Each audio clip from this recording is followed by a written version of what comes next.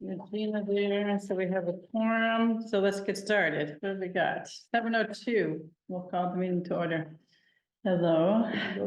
So we have a couple of things that we'll go through fairly quickly, so not to keep you here, especially having to work or come in after hours, so.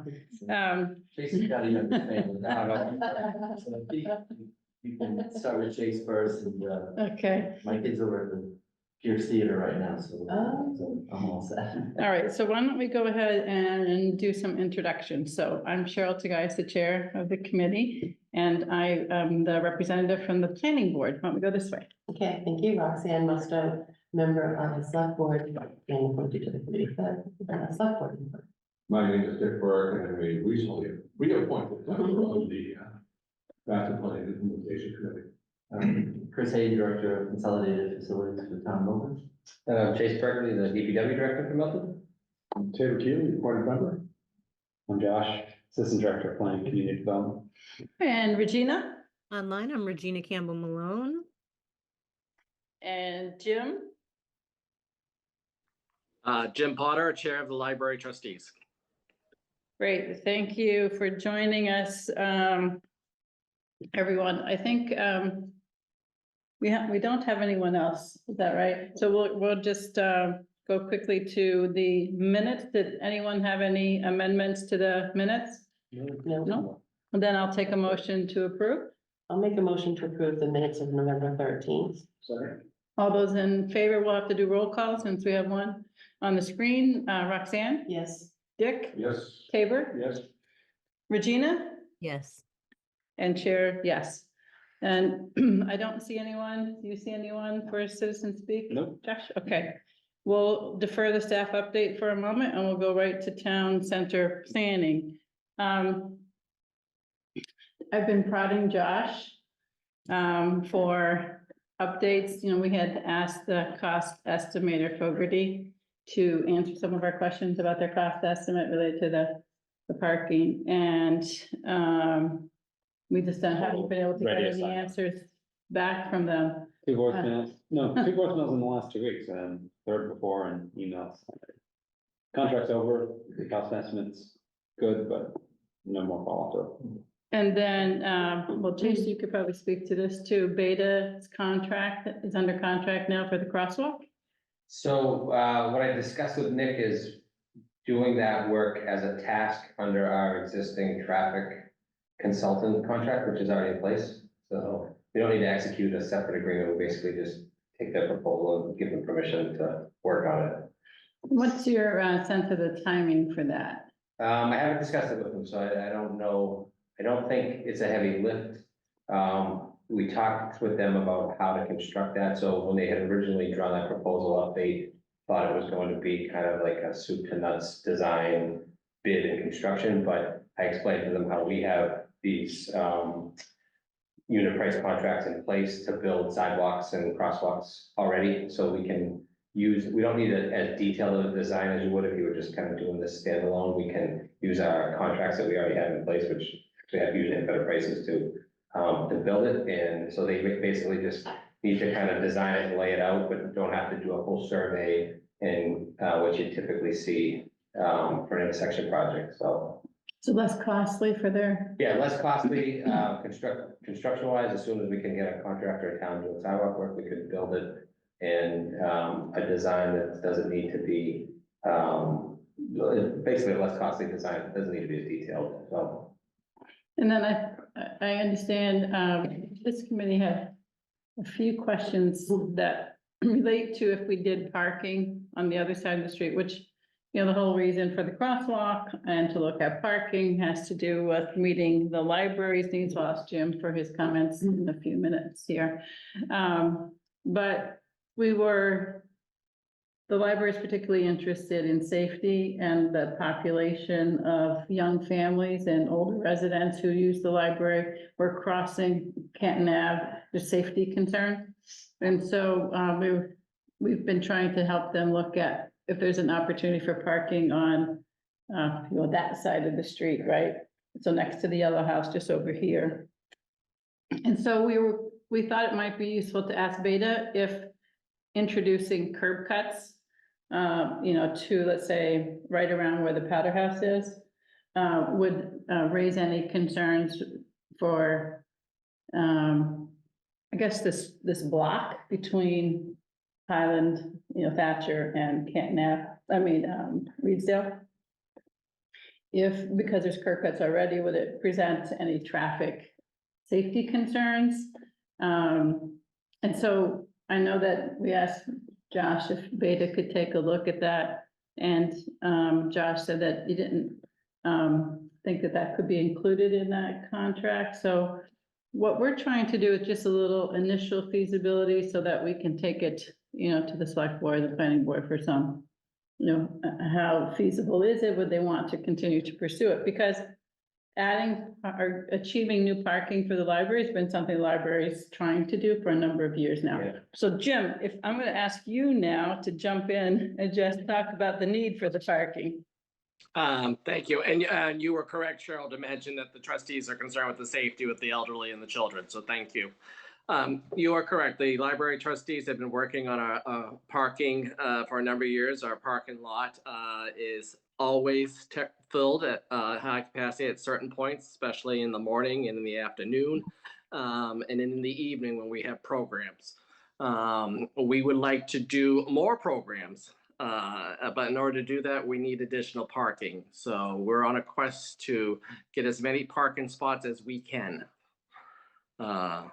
as possible. And we've looked at different things. We looked at on Reedsdale Road. We've looked. We even talked about building a parking garage in our parking lot, which I don't know if that would be suffice, but we're really working with this group up on Canton Ave, if that's possible. Yeah, just a little background on the Reedsdale. Your predecessors and the planning department's predecessors started looking at Reedsdale. Then we asked Steve Ivis if he could take a look, and he really felt that parcel was just too wet and wouldn't yield enough parking spaces to be worthwhile. Right. I actually remember my first month on the job, I met with the library trustees and John Cannon from the Concom, and we actually walked that area. Right. The logistics of getting in and out of there, and the speed of the vehicles and all that, and the fact that the buffer is so close to Reedsdale, that it just couldn't really squeeze much in anyways. Yeah. Right, so that was why, once we confirmed the Steve Ivis on the wetlands, we decided not to spend any more effort on that particular location. So the only other thing was about 3 years ago or a little bit more, we had engaged MAPC, which is the Metropolitan Area Planning Council, to help us do some planning work around what we call town center here. And through that process, which included public engagement and so forth, it didn't include going to the departments, I don't think, but this parcel, the sort of uphill parcel portion of the police station was sort of targeted, if there was going to be any new development or potential parking, that those are potential sites to look at. So we had them surveyed, we had a environmental and wetlands mapping done, and we had, I think it was Bowler also did a report about what the zoning and other things are there. So we've been incrementally kind of trying to move this along a bit. I did a little schematic, Bowler did some schematics, we kind of landed on one that has about 30 spaces on the ground floor. And because of that topography, you could come in and not need internal ramp, you could come in on Canton Ave here, and then as it's sloping down, come in and go down a little bit more to a lower level, the 30 spaces there. We had that estimated just on the parking, about $84,000 a space is what it came in at.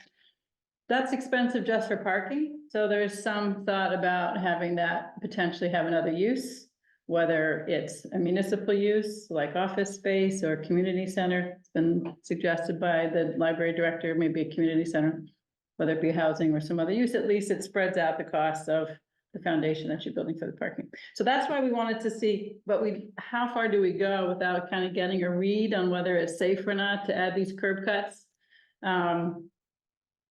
So that was one of the reasons. I just wanted to give you the background on why we're interested in that. And then when we did that planning work, there was also discussion how the green here is used, you know, for concerts in the summer, a lot of children around, and just the speed of the road here, the stretch of Canton Ave, could that be dropped to like a 20 or 25 mile an hour zone? Again, is that something that, you know, there could be a traffic impact to that, so, and that could impact too, how viable it is for library users to use parking here at Town Hall. So we've been trying to determine whether there's really capacity here at Town Hall by the time the fire station's done to add parking. Long-term, it's not gonna be enough for the library. They'd like 50 or 60 spaces. That is So- correct. We like 50 or 60 if possible. And so, so we just, what are your thoughts about just these things that I just mentioned to you, Chase? Yeah, so I've definitely caught wind of it as things have progressed. It came up when the teen center was built. They had asked us to look at, creating a crosswalk for that foot traffic, because the kids kind of kitty corner and they don't walk down the light and hit the button. They just, you know, A to B, straight path. It turned out there had been a design done 10+ years ago internally Right. to build it. It just never really went anywhere. So it's definitely been an idea that's been kicked around for a long time. Given the crest of the hill here on Canton Ave, and it's an east-west road, so you have sunlight in, you know, morning and afternoon, there's definitely some concerns about sight distance. You know, speed is one of those typical roads where speed's a factor right now probably, but it's also backed up here and queued up beyond, you know, front of Town Hall in both directions a lot of the time too. So, yeah, not only dealing with speed, but, you know, people navigating between traffic waiting in line at a red light, so. I think putting in a curb cut for a parking lot there, is gonna, you know, it's gonna take away some of those marked spaces that are on Canton Ave, so the trade-off there, and, it's probably not 2, it's probably 4 or 6, because you're gonna need those sight lines.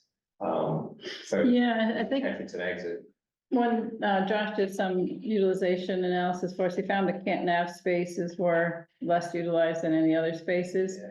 You can see it in terms of if you have an elderly person who's the driver or a family with young kids, it's not as safe as parking in or people at least won't feel as safe as parking in a parking lot, right? Absolutely, yeah. Yeah. And it's just human nature to try to park those spots. Well, that's definitely true. It's Also, you're gonna be coming eastbound Yeah, on Canton Ave. And you're gonna take the space that you see out here, you're gonna see if there's one in the parking lot. By the time you get to the parking lot and pull out, Yes, how now do you you're on the go? other side of the street, and are you gonna pull a U-turn or not? It's not likely, so. Right. you know. So Chase, other than the loss of those spaces, do you see any other concerns that we should investigate, or do you think that we would not be Nothing that impeded? pops up on the fly. I mean, obviously, like there's design criteria for driveway entrances and that you have to have certain clearances, but if those can be met, then it's no different than any other active driveway along Canton Ave. Okay. All right. Regina, do you have questions? You know me, I'll chime in, I promise. Okay. And Jim, do you have anything else that you want to ask or questions you'd like to have perhaps Chase address while he's here? Not at this point. Okay. So we really need to decide what our next steps might be. We've talked about needing to kind of give an update to the planning board and select board. I asked Josh to start putting a summary together. We started on all of this a few years ago, so we have to go back and look at what we've done and put a summary together. And then, Jim, I think it would be helpful if when we give an update to the select board and the planning board, that you or one of the library trustees or a representative from the library participate in that discussion. Yep, probably Chris Hall and myself and Will, the director. Okay. And do you think that at this time, that seems like a good next step to you? Yep. The trustees? Okay. All right. I did have a question for Chase. Mhm. Wondering if you can speak a little bit about, if in the center portion out here, if you move the curving in a little bit, like right now, people park along this way. Right. Yeah, so if you brought the curving in on both sides, could you get some spaces along there? And that would be the first question. And second question would be, would it be best to sort of see once, the fire station's sort of up and going with where those employees are parking, what we really have for space here? Yeah, so on the curbing, and you're definitely right, like ever since they started building the fire headquarters, you'll see people parked there all day long on the right side, but Yes. if you look at the left side, it's hashed out with paint to keep people from parking there. I'm pretty sure that's a request of the fire department to have enough room for the apparatus to come in and out. But if you were to slide those curbs in, I think you definitely have room to, have front to back parking on probably both sides. It's just, it definitely changed and look a little bit for the town green, but, I think it's a minimal impact, but you're not really taking much green space away. I mean, it just might be worth looking at to see, I mean, right now people are already parking here. And if you brought that in a little bit more and on this side, as long as the fire trucks can get around and everything, and then, once everything is complete and the firemen are parking, in their right spots, it'll free up some spots too. So I don't know if I guess what I'd say, Charlotte, is I wanted to see if we could first see where this is going to, lead us in terms of that, and see how many spaces, if we did that simple, it doesn't seem that complicated, I don't think, moving the curbing in to accommodate the fire trucks, how many spots would we get with that immediately? And how it would be in terms of overall the spots here. So you're suggesting that the engineering department do a plan, or you're suggesting that a consultant like Beta do, or Bowler rather, do a plan? Yeah, what do you suggest? we could definitely do something internally, conceptualize, just kind of, lay out some dimensions and figure out, if we were to do this, we could gain X spots. If everyone was on board with that type of change, Okay, and you'd be able to also calculate how much loss of green there might be, Yeah. or other things like that, and check with the fire department as well? Yeah. And how long would it take you, just thinking about, what our timeline is, and how long might that take you to do? Typically, I would say we could do it in a couple of weeks, except, we lost our town engineer, sort of, I can explain more about that. So we're a little short staffed in the department right now, but, maybe it's like, so it wouldn't be. We just are trying to overlay, 9 by 20 foot spots on our GIS map, probably Yeah. do it using your map and. Yeah, schematic wise, it's good, yeah. It just would be, Just to have a concept to kind of bounce off, so the fire chief can say, hey, is this a game changer or not? I think it's worthwhile though noting whether there's room on this side in terms of property line, whether it impacts benches and trees. Yeah. I mean, I don't think it's simply just putting boxes on a piece of paper, or on a screen. I think it needs to factor those things in. I think it's worth looking at though, Yeah. because it might not, I mean, right now on that side, I've seen the fire truck go by when people are parked there. It seems like it's wider on that side right now. Now, again, we'd have to ask the fire chief. I'm just trying to think of solutions that might be, sort of easy solutions right now. And also to figure out in terms of the spots and who's using them right now in terms of the fire station getting built. I've been hearing that it's really altered a lot of the parking here. Yes, yeah, so the town employees that used to park in the back lot have kind of moved to the front. The Yeah, contractors and most of the town vehicles are in the temporary spots, along with firefighters. So Yeah. once they open up that back lot for the firefighters, I think you can see a shift from what's available out here move to the back, Mhm. which would free up, more spaces for the public. Right now, you have a lot of town employees out front here. Right. Yeah, I think though, you're not gonna see anywhere close to 50 or 60 new parking spaces around town hall. Are you looking for parallel parking, or are you looking for parking that is sort of off? Like where you pull in, similar to like the 4 spots that are here on the side of the town hall? Would you sort of just, because you get more vehicles in that manner, rather than sort of just having parallel park along? Yeah, I don't know. I mean, you'd have to think of safety issues and and how it look in front. I think a lot of different factors. I don't have anything in particular. I just think it's worth looking at. And I think at one of the prior meetings, especially if we end up doing a crosswalk, is there anything with any of the churches that can be left out as well? Only because you do the crosswalk, you do have the churches on either side. And I'm wondering if they would consider doing some kind of an agreement.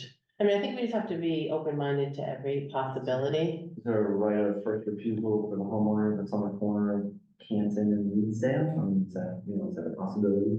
Sort of, I don't know that. It's actually owned by the church. It's owned by the church? Yeah. Oh. Yeah. Yeah, so, All right. But I was thinking of like, when you face the town hall, you have the two churches and the lot on the left in particular, especially if you do that crosswalk.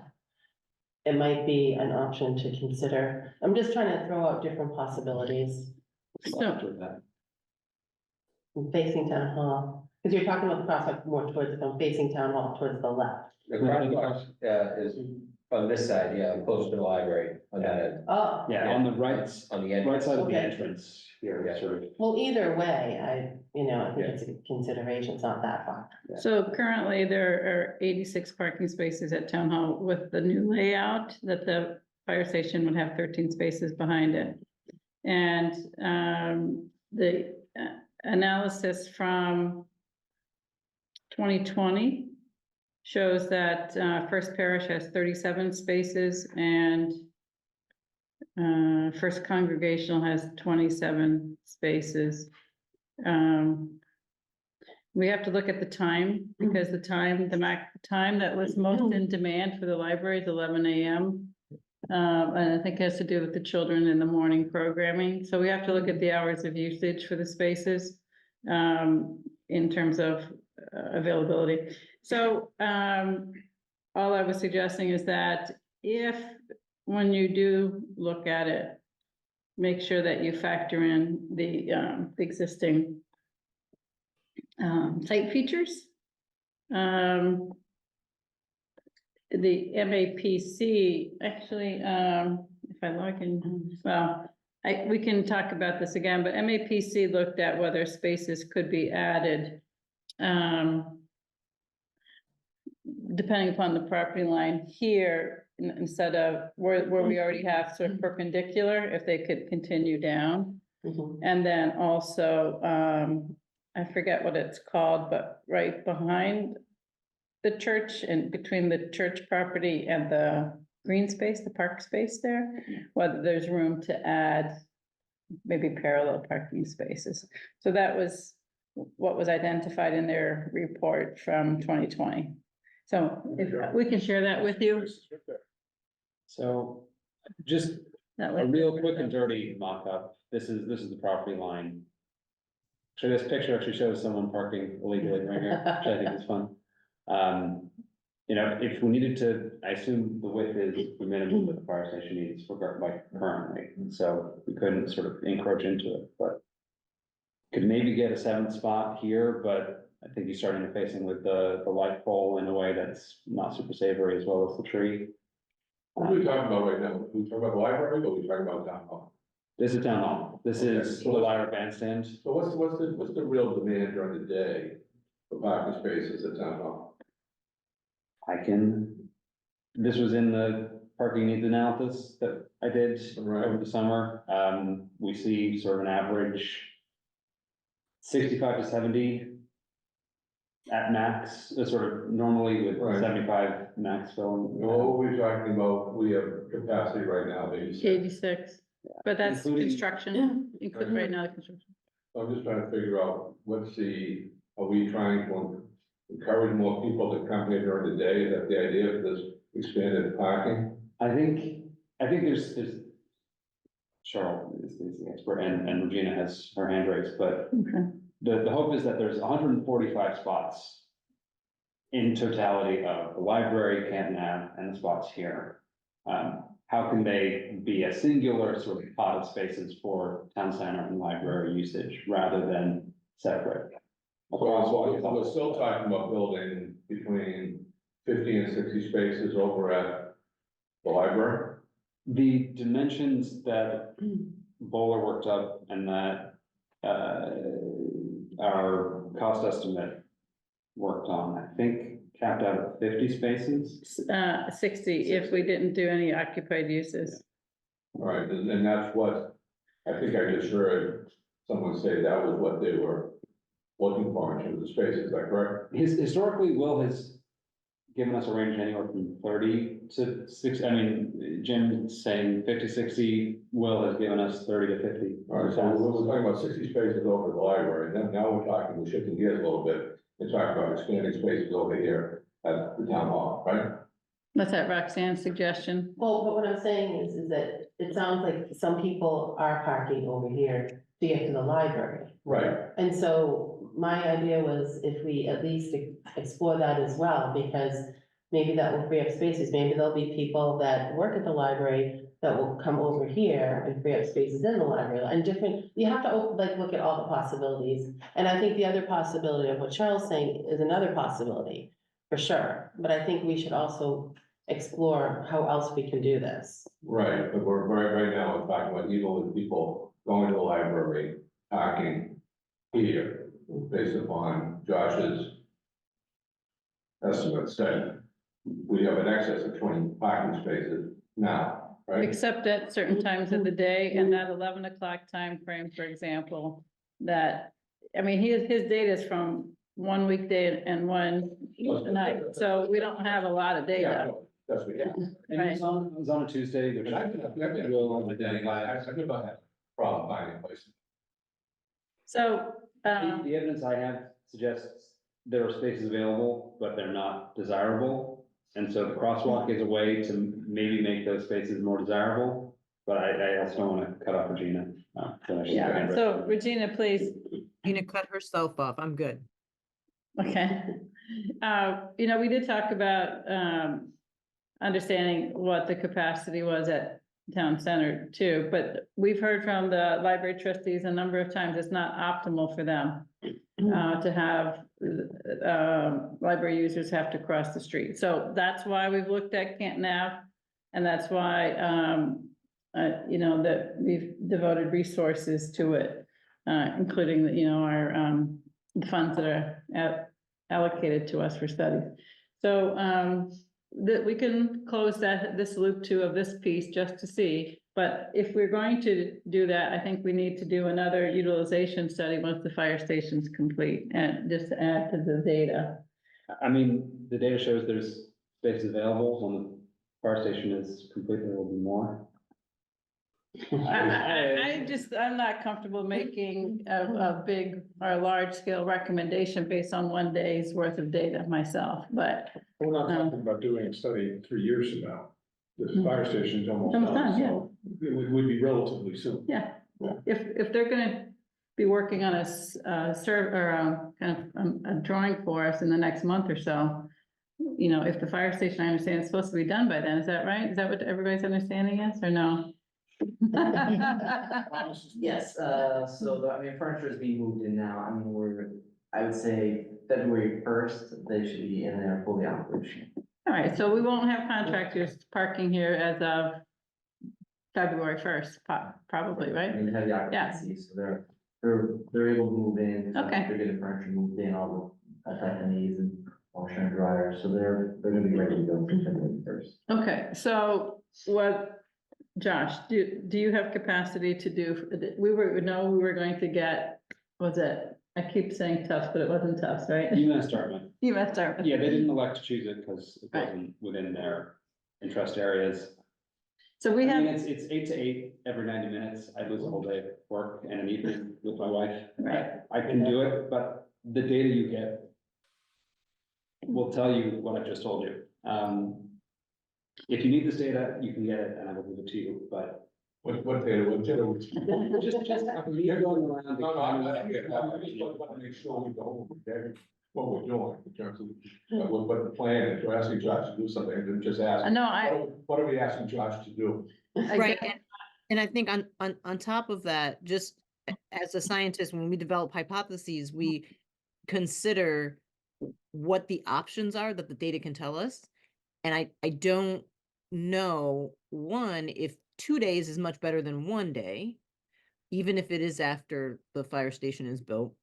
And two, I don't know what information it could give us that would really change the ideas that we're thinking of here. So, but that's because I don't know. It's not because you don't know. No. So I'm just curious, what is it that you could hear from the data that would change our minds about a decision to go forth with the crosswalk? Nothing about the crosswalk. It just has to do with how viable is it to add parking on the town hall side as a solution to the library's parking needs. As the fire department opens up, right, it's gonna free up some parking that there, you have, I've only been in the job for 9 months but I don't mind rattling feathers here. There's a whole green shed back behind the chemical building that needs to be done. You can get more parking back for employees of the town, right? So if you say employees of the town, you guys park, reserve for parking in the back, anybody up front, it's gotta be maybe a 2-hour, 1-hour visitor only. So leave the front for the visitors doing business at town hall or at the library, but anybody town employee should be on the back half of the building. I mean, that's just. Yeah, That was part of the MAPC. well, proposal, yeah. to get rid of that green shed, which had some historic something in it, but. Well, the one thing that I heard from other trustee Chris Hodlin was that they do have union labor at the library, and it was her understanding that they couldn't be told where they have to park. But Jim, maybe you could speak to that. I think she is right. We do have union labor at the library other than the Sarah and Will, the director and assistant director. So, and we don't know whether we could tell them where to park. We'd have to look at their contract.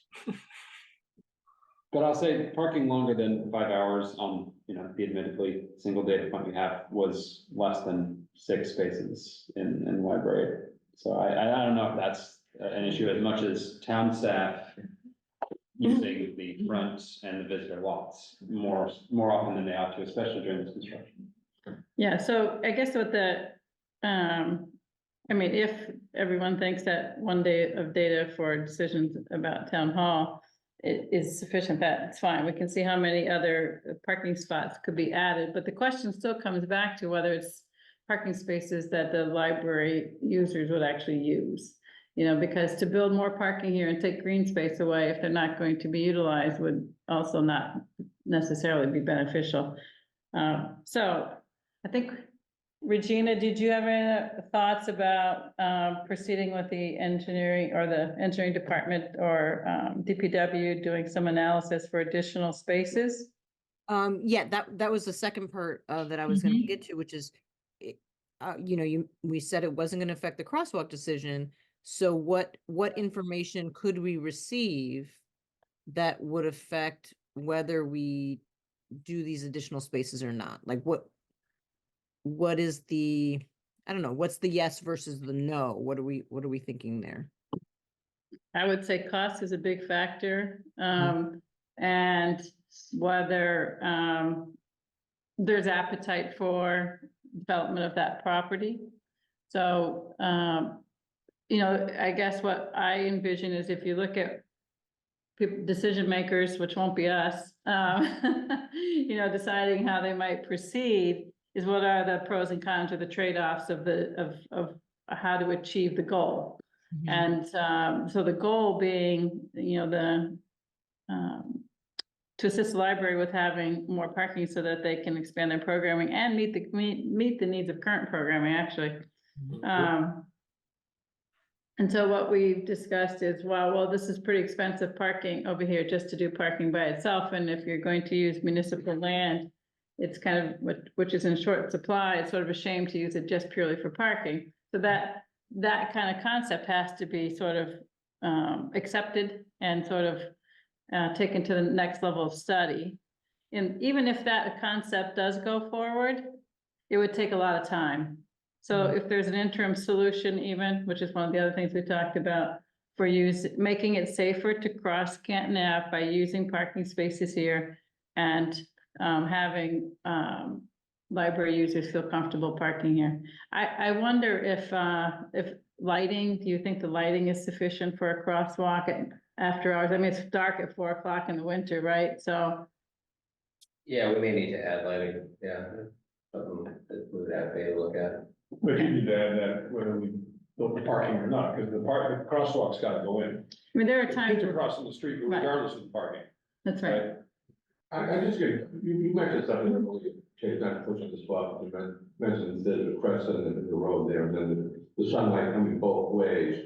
And if we're gonna start encouraging kids, I'm assuming kids, to cross that street, that section there, I get concerned about people trying to catch lights too. I'm seeing this constantly through town, people going through red lights, trying to catch up to the next spot. And I think that a perfect place is if you get caught down at Highland Street and Thatcher, and you caught that light, you want to catch the one in Reedsdale Road, which splits 3 or 4 different ways. And all of a sudden, they're coming over the hill, and the kid's walking across the street, and they want to catch that light. I just want to make sure we all understand, we're gonna do this thing, if we're gonna do it for the kids, we're gonna do it for the library. Let's make sure that it's as safe as possible, and we kick all those tires. as we go Yeah, I through the mean, Process. As a resident that lives right down the street here, I don't think there's any speeding cars when schools are let out. There's a lot of traffic when schools are about to begin and get let out on Canton Ave. But that doesn't say there's not other times of the day. I mean, I don't, as I said, Well, great. living down the street, Kids getting out of school, it's 3 o'clock in the afternoon. there's a lot of cars then. There's a lot of cars. There's a lot of cars all the time on Canton Ave. I mean, Okay. you, well, that's- you, I think it's fine. That's a good thing. Yeah, so that's why Beta already studied 3 potential crosswalk locations. Yeah. And did the analysis for site distance and for that slope, which is why of the 3 locations, they picked the one to the right, looking at it now, the entrance to town hall. So I think that's been considered by the traffic engineers. And I think that's good, and I think that if that coincides with what Cheryl was saying, there isn't really much of a chance of any speeding going on Canton Avenue, people trying to catch lights. Maybe that'll allay some of my concerns, but right now, I'm having in the back of my mind, if we're gonna start to consciously encourage people to use this as a method to go from point A to point B as safe as possible, certainly for the kids, because you know how the thing could blow up in our faces, the town's faces, if we get in fact something happen. I mean, I don't spend enough time here, but when I do spend time here at 3 o'clock in the afternoon, I do see people crossing. They're not all kids, but I see people Yeah. crossing anyway. Yeah, right. So wouldn't it be better, because they're not gonna go all the way down to Reedsdale, it's too far around. Right. So if they're gonna be crossing, at least you get a light, you get a stripe, you get that kind of warning. That's perfect. Fine with me, I just want to get, I think this is a good forum to get as many concerns on the table and have them dealt with as we move forward. I think the one thing that's important is for them to look at the sun glare. I will tell you, the other day, I was coming this way, I had taken a left off of Reedsdale to go on Canton Ave, and that sun in the afternoon was low in the sky, and it is hard to see. So with the analysis, I really think they need to look at different times of the year and the sun, because that is a factor. what can they do for that though, Chase? I mean, they can definitely analyze it, the data shows pretty overwhelming that most pedestrian strikes happen at twilight because of that issue, so. If someone's gonna hit you, hit it probably when sunsets happen. But does it change the location of the crosswalk, or does it change whether you do a crosswalk or not? It could potentially, I don't think it would necessarily be the deciding factor, but it would be, something that they would wanna make, everyone aware of. Yeah, because Beta did look at it. Yeah. They, well, I mean, we'd have to go back to what they provided us some time ago now, but they did look at it and they did provide us with a recommendation. Looks like it was actually June of last year. Well, that's not when the sun lights up, we can't have. Well, so it might be different times of the year, right? The Oh, it sun is- definitely is, and I think we had this we certainly had this in our minutes before too, in our information for them. Right, Yeah, so I think it's important just to have them look at that, because, 3 o'clock in the afternoon in the winter months with the sun. is That's a when the little- sun lines up. Yeah, it's a lot different than in the summer at 3 o'clock in the afternoon. Yeah, in Yeah. June, Yeah. the sun's over here further. Right.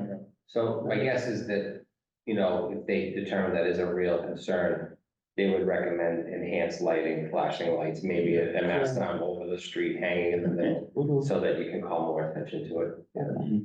Yeah, just a thought, because if we're talking safety, and we're talking about getting people across the street, we have to, I think, consider all of these things. so Chase, these are things you'll follow up with Yeah. Beta, okay. And so we've given you lots of assignments. We don't have any authority to give you any assignments. but- No, like I said, this is, we've already, I've already been, told by the town Yeah. administrator to put this, in motion, so Okay, we're working on it anyways. all right, so thank you, because as I said, we don't want to assign you any jobs, but if you're able to do it, otherwise we would seek to use our funds. I just wanted to see if it's a possibility. All right, so with that, Jim, I think we're probably all set for tonight for the parking for the library, unless you have anything to add. Nope, that's it. Thank you. I appreciate all your efforts. Okay, thank you for joining us tonight. Yep. Okay, so now we'll move on to the overview of the public facilities, which is why you came, right? You didn't know you were gonna be brought into the other discussion, but thanks they did? Thanks for participating in that, okay.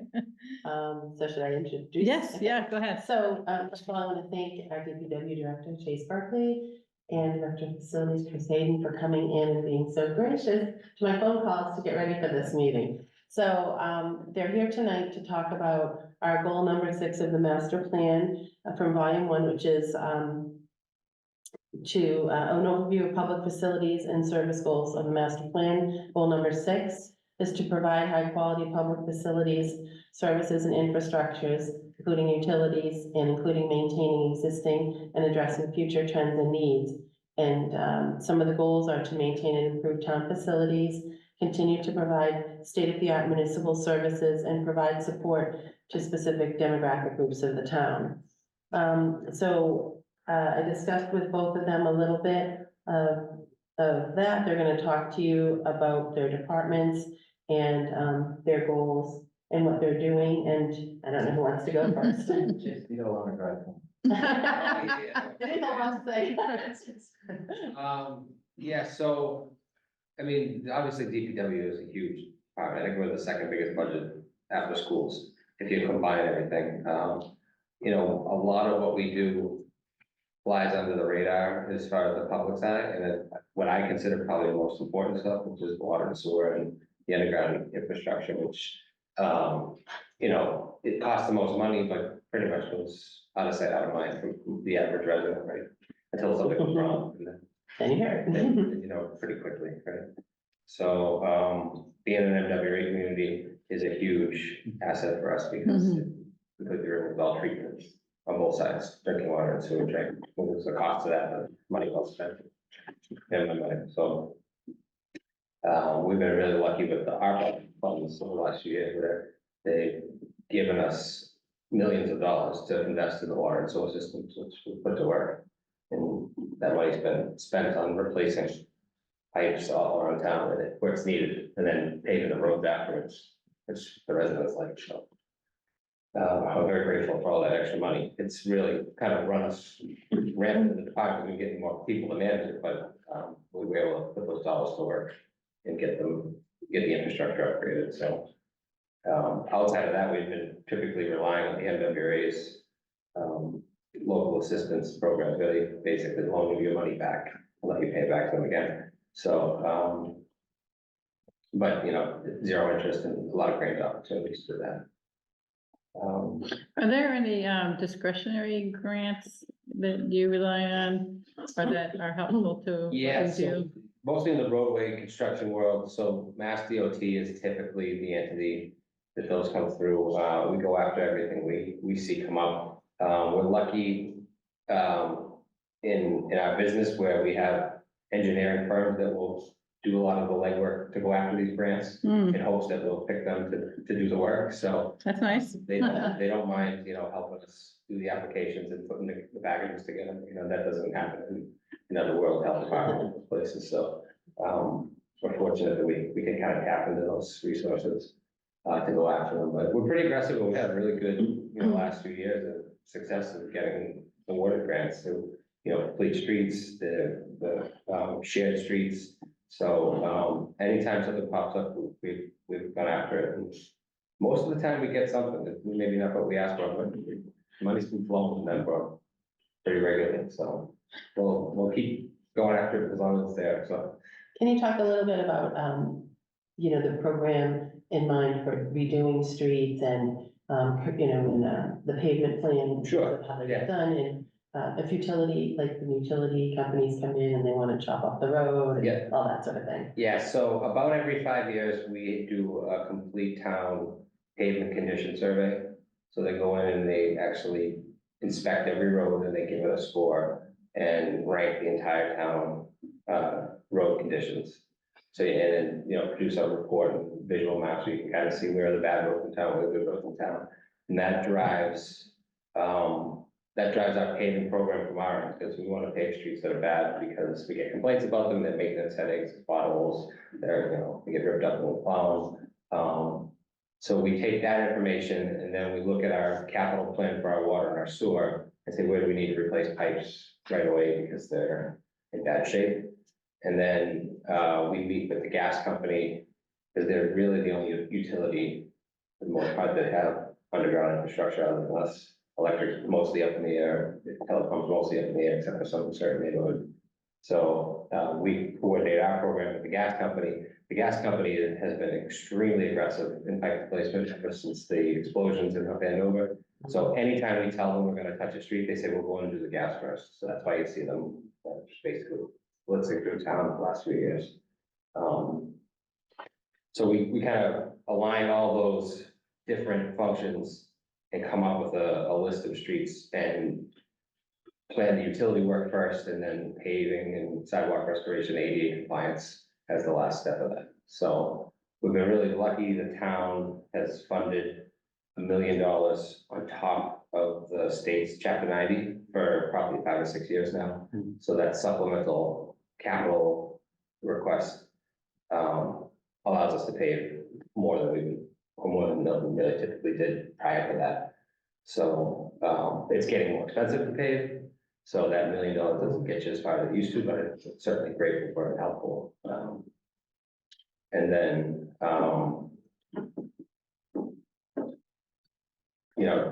there's kind of 3 categories of why do you pave a road? Is it a very heavily traveled road? What's the condition? And sometimes they're just roads that just need to get done because, it's been decades and decades since they've been touched. So even though we might not be able to get all the utilities done, we may pay something just because the condition is that bad. And we've really explored preservation techniques too. So instead of kind of traditional rip it up and rebuild it, there's a lot of new products and new technologies out there that allow us to go in and do different types of coatings and treatments that help keep road, get them back into decent shape, but they're not as expensive. So like we just did the road for the hospital over the summer, like from Randolph Ave up to the library, it was completely resurfaced at a fraction of the cost. So when you do roadway work, do you do the sidewalks as well? So we're required to make all sidewalks ADA compliant, which means we at least have to build wheelchair ramps on all the corners.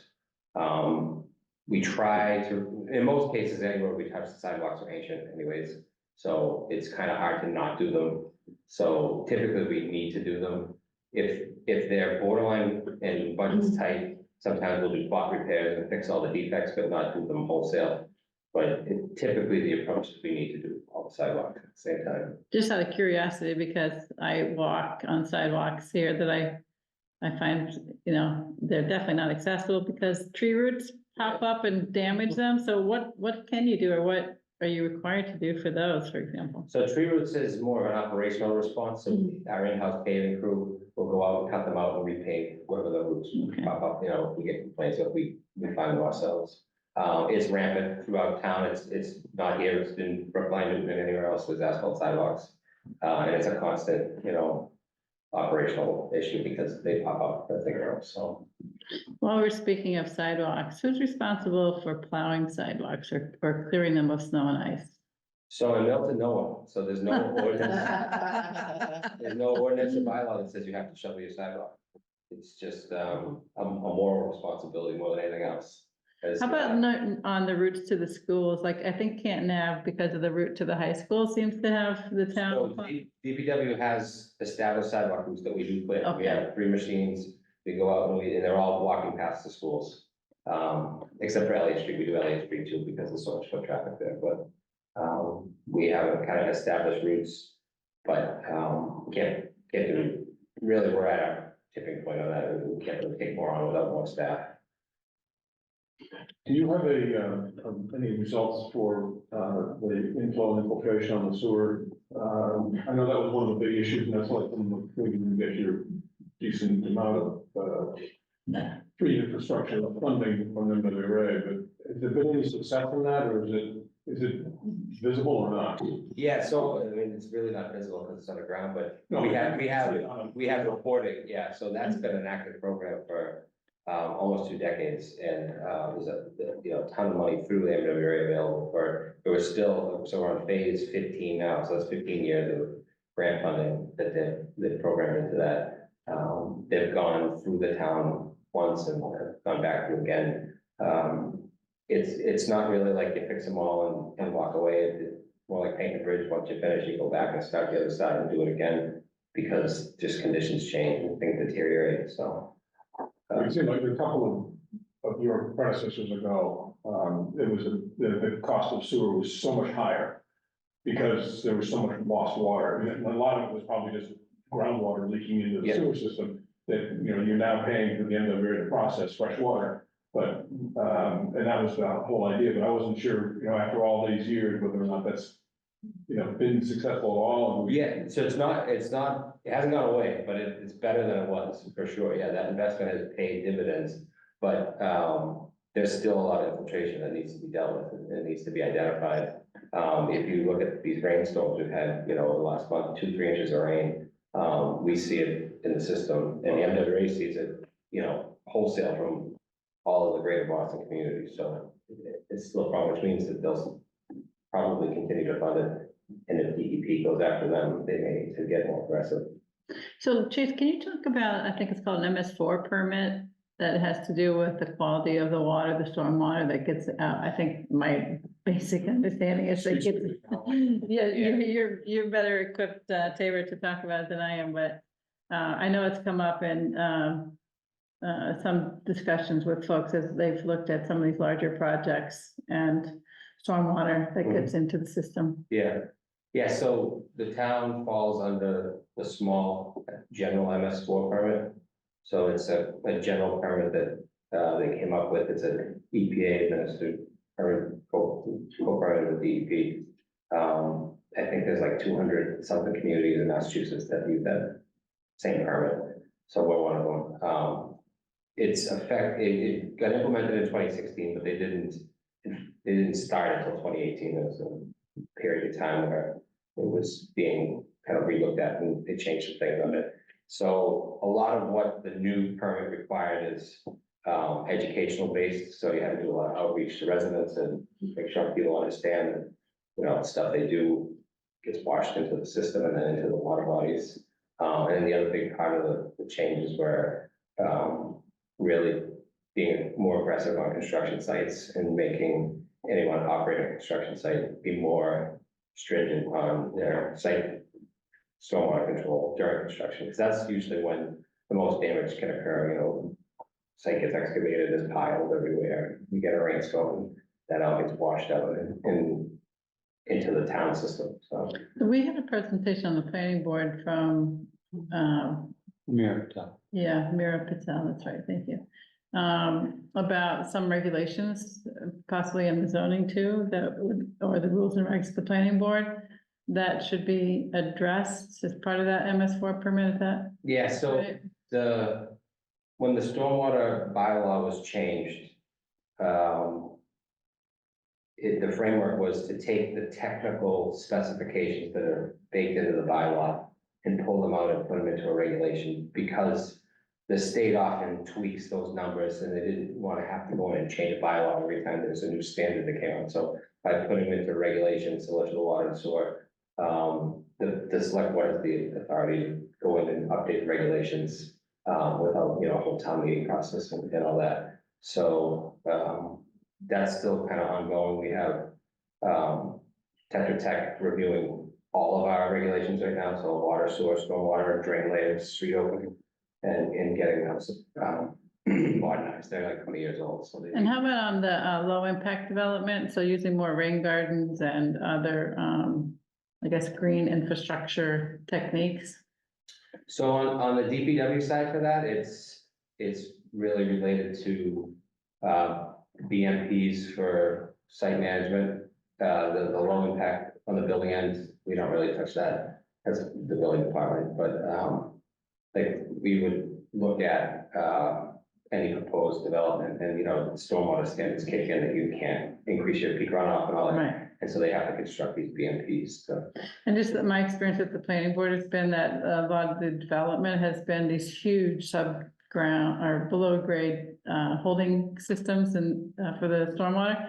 And when you put those in, like at Wolcott Woods on the end of Canton Ave, I mean, it's a huge land area, huge amount of cut really to, and possibly impacting trees. So if they did do a rain garden too, down closer to Canton Ave, and then plants around it. So I guess like the planning board has talked about, it would be desirable to have our rules and regs encourage, those rain gardens and green infrastructure so that we don't have that sort of just when we get in applications and it's already completed or in a pretty far along, ask them to revise it. Yeah. Can we have it such that, because it's kind of, we're in the planning board's in that position of I have to review the stormwater, but it's really not our expertise, obviously, and it comes more from the state regs and from your department. So I'm just bringing it to your, bringing it up now because I have it you as an audience, Yeah. or I can do it. But it also is important for town infrastructure, right? Because there are initiatives that being a green community, and that's just, one component of I guess what the industry is talking about in terms of how communities can do more to The keep. town's the biggest generator of stormwater. Yeah. Yeah, so there is another incentive, so because we bill properties for stormwater, with the annual stormwater utility bill, is a credit system, so if you construct rain gardens and mechanisms to hold that water or purify it, you're entitled to get a credit off your bill, so.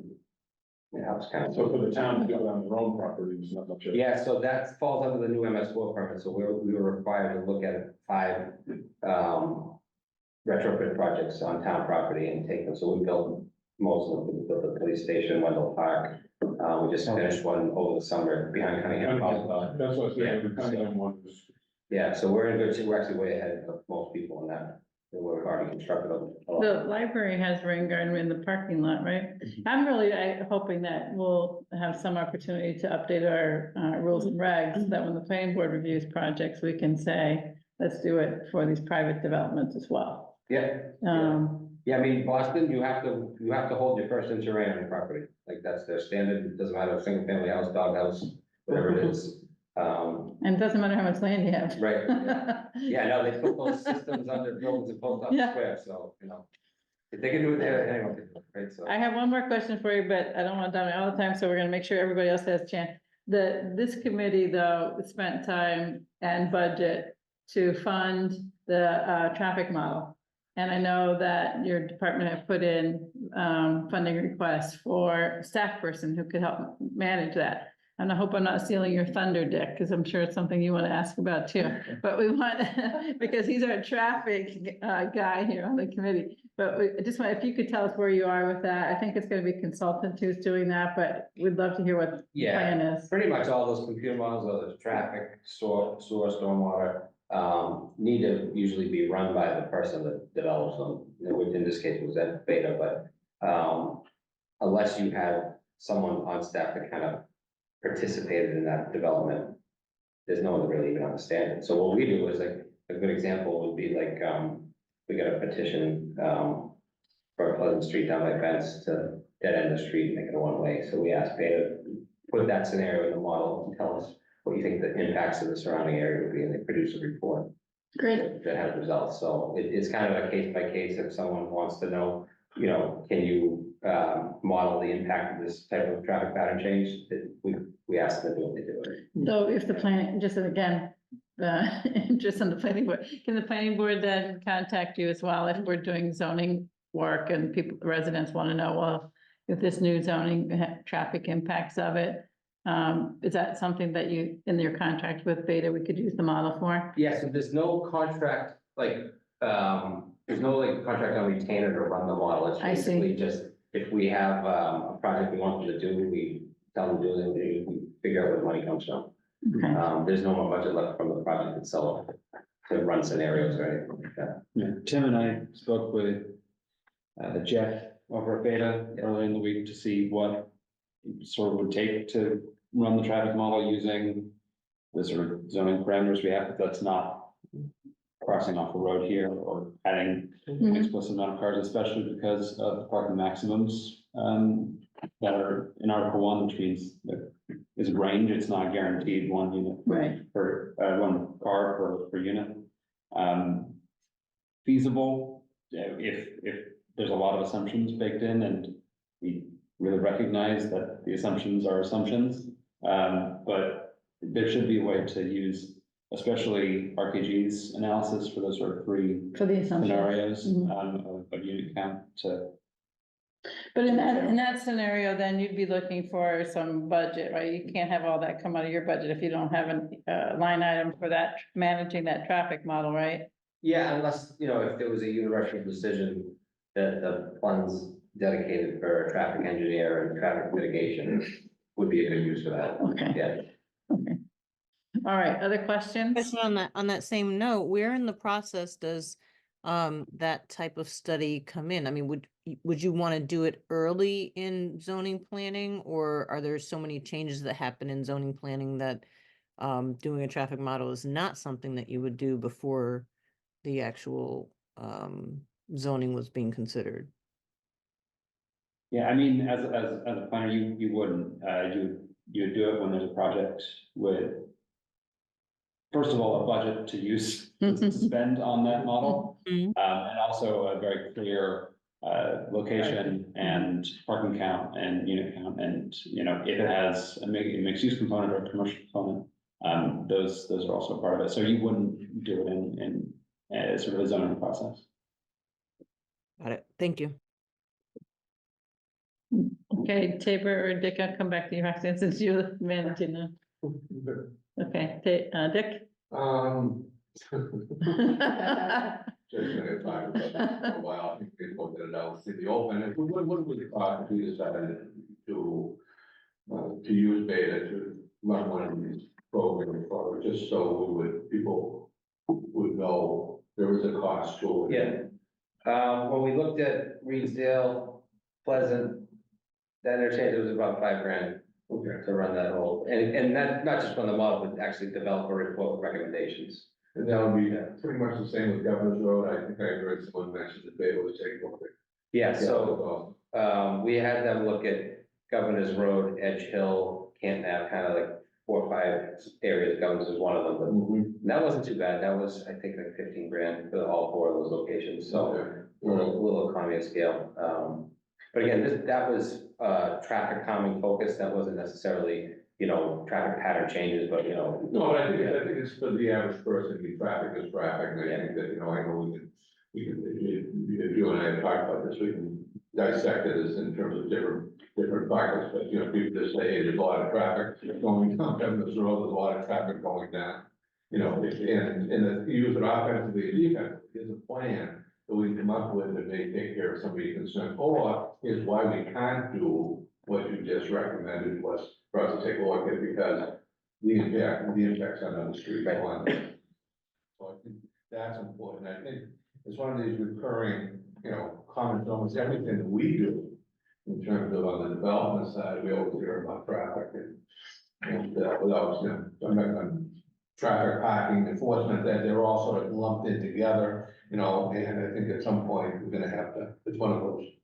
It doesn't go away on its own, it doesn't solve itself, I guess, it doesn't get any easier, and it potentially has a chance to get a lot worse, so. I think we just have to get ahead with it. I'm starting to feel just a general sense of overall frustration about this, and this isn't a good situation to be in as we try to plan and move forward. So I think it's important for people to know that, that we have We have a contract, we have a traffic modeling software that we can use, and this is where we've used it, this is what we've seen, things along those lines, so they get the sense that we are doing something, no one can deal with, you know, we'll give Mark Albert a call, Yeah. he wants to hear from me in terms of the enforcement end of things, and then we can deal with the macro thing of the traffic in general, so, that's what we do here, so. But I did hear from Zool, Mike Zool, doesn't want to let me know about that, for sure. I was happy to hear that, so. No other questions? Actually, I have one more. Go ahead. The Traffic Mitigation Committee issued a excellent report. Dick was on that committee, chaired by Jeff Mullen, right, and had a lot of recommendations.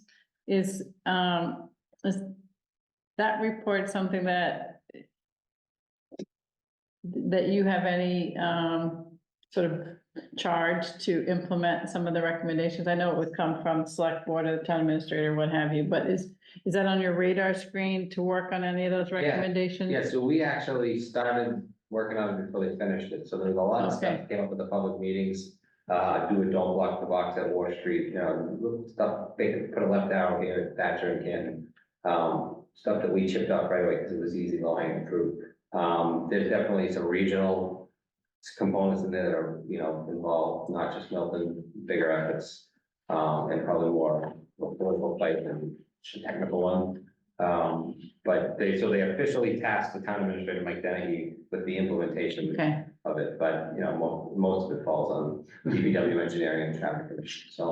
And then, which led me, while you were speaking, led me to think of, we had Beta do some work for us as a committee when we were working on the studies at Milton Landing and the zoning for Milton Village. And there was that recommendation to put a traffic light at that intersection of Canton, Adams, and Randolph. And also a recommendation to work with Boston on the signalization, just Adams. across, yeah, just when you cross in. Is that, I think that you're moving somewhat forward on the, traffic light. So what we run into on the planning side, right, on the zoning side, people, see that these reports are done and these recommendations are made, and then they don't believe they're gonna actually happen because they don't see them happening. Can you just tell us where those are? So, I remember when that came out, so we talked to Boston immediately about, can we coordinate our signals across the bridge? And the answer was kind of like, yeah, but it's 200 grand. So it really kind of died after that. 200 grand to change the signalization? To make them be able to talk to each other. Boston has a specific software Oh, that I they've see. created, that's unique to Boston. There's challenges of getting fiber lines across the river. So at the time, and this is probably 4 or 5 years ago, it was cost benefit just wasn't there for it. The intersection Randolph, Canton, and Adams, the curving was set up for signalization. I was told that it was kind of killed by the neighborhood at the time. It never happened. We applied for eligibility in the TIP program and it received it, but it never got any funding for design to take it to the next level. So that would be an effort that would have to be restarted, but the state recognized at the time, I think they recognized in 1950, they said, we need a light at this intersection. Yeah, I think that, I know that the committee heard that it was killed before, but I think the last we heard that it must have been when you applied, and then the understanding was it would move forward. So I don't know what it takes to sort of reapply for that. But it seems like again, when we go out into the community and we do all this public outreach and zoning work and we say, yeah, things are gonna be made better. And then they don't, it's hard to do new zoning work and new outreach work in another neighborhood because people say, look, we gave you all our comments, 5 years ago, you didn't do anything. Yeah. And so I don't believe you're gonna do it again. So I may sound like I've been at it a while, so I've heard a lot of comments, but. Never heard anything from those guys at 88 work for a while. The other ones that, they can't pull out. So we did, yeah. we did some changes. We took the parking away at the entrance to Wharf Street to. No, it's just they're coming down Adams Street, Oh, no, no. driving 40 miles. There's a ton of accidents there too. One spot. the So- line. So when you, in a case like that, where you didn't get the funding, what happens to the projects? Not just that one, but anyone that you have apply for funding, don't get, do you reapply? That's like the schools, Yeah, they so- reapply like 3 times. This program, once they notify you it's eligible, you have 2 years to secure a design contract. So the town would have to design it, and then if it gets scored high enough and picked to construct, MassDOT will build it for you. So it got to the point where it was determined to be eligible, but then the design funding never came in. So who would determine that? Would that be a town decision? Check? Yeah, I think that's just the town, it would be a capital item. When we did Squam and Adams, we had to fund the whole amount for whatever reason. That's the bonding council said that you can't just pay for design, you have to assume that you won't get the state's money and do the whole thing. So like Squam and Adams, we had to put a capital requested for 1.2 million, but we're really only spending like 300,000 of it. So what do you think we're costing for a design of, like Adams, Randolph, and So if you build it to MassDOT standards, it's a lot more money, and you have to do that if you want to use TIP money. So Okay. that I would think would be in similar to Squam and Adams, maybe $300,000 for design. It's probably a $2 to $3 million intersection project. Right. Because the way it was set up wouldn't meet their new policy standards as far as, That qualifies for free cash? yeah, Right, Shannon? Well, I mean, free cash is, it used to be just for one-time use money, Well, that's Right, that's what it is, but right? I mean, I don't know what we're gonna see coming up that we might need it for, so I hate to commit to anything right No, not now. coming in, and eligibility. right, yeah. So how many years ago was that, Chase? That was just before COVID, like 2019, yeah. Mm. I think that was part of the dying of COVID it did, and there was Yeah. just a lot of moving pieces at the time, and that wasn't high enough priority. Are we hearing from people about that?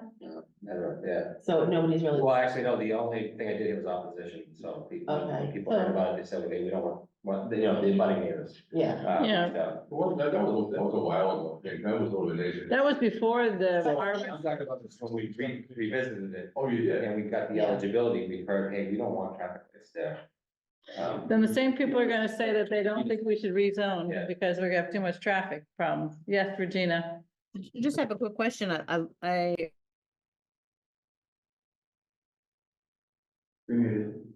you muted yourself, Regina, sorry, you muted yourself. I really appreciate the feedback on how the signalization sort of project was followed up on and then sort of found a natural sort of ending.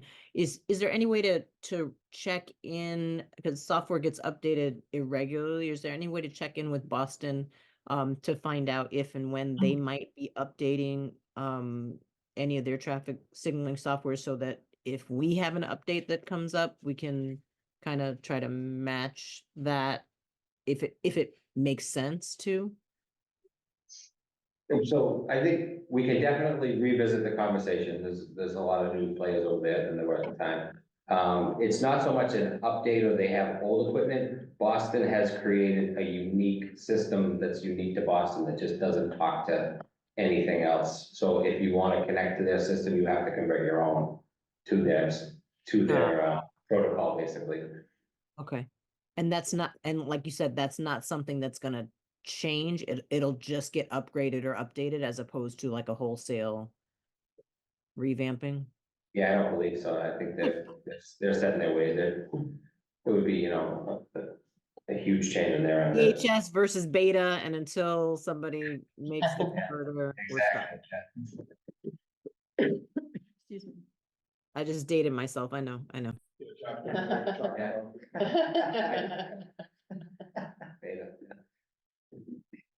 Okay, Roxanne. thank you. So I had looked at a lot of the things that we had talked about before on the grid that we initially did, and I had talked with Chase about a few things, so just wondering if you could touch on a few of them.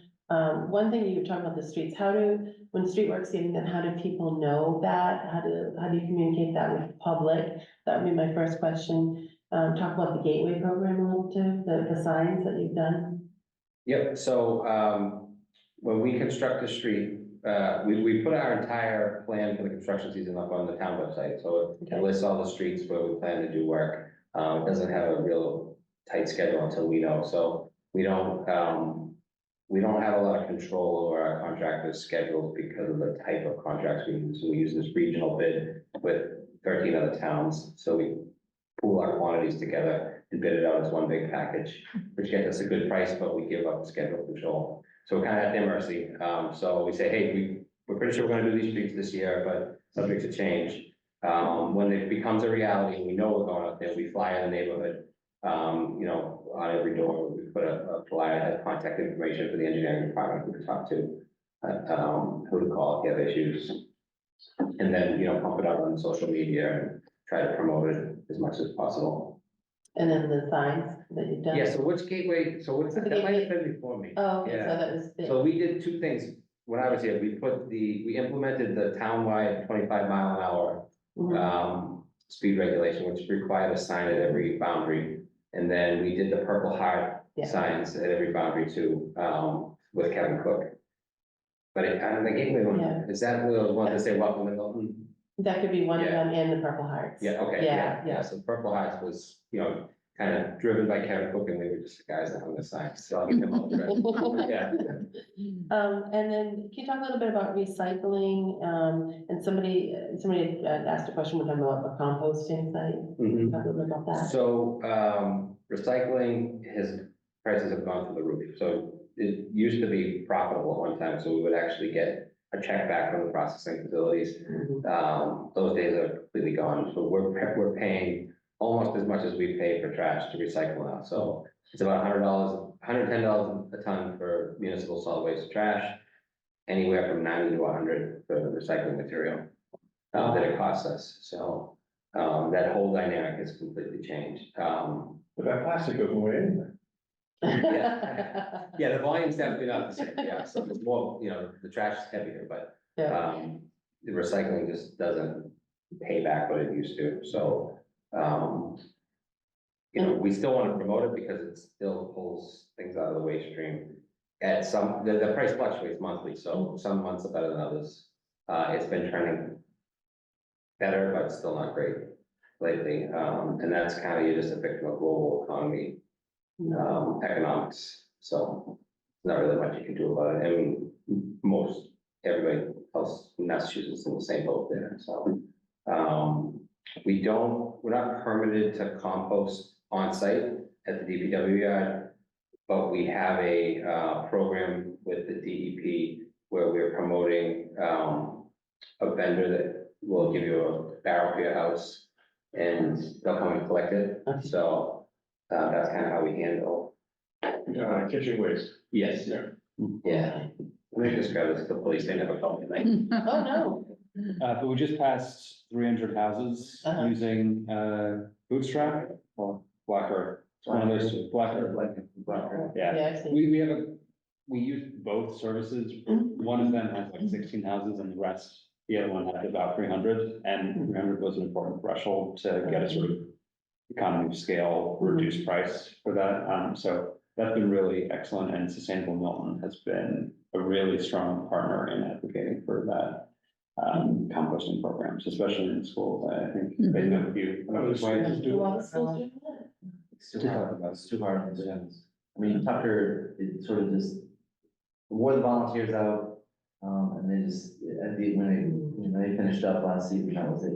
I don't know about Glover, I think it went okay with Glover, Yeah. but I think the volunteers are just, working with elementary children, trying to, and then we have an issue with unions and custodians, and that's above and beyond what it says and what they can and can't do.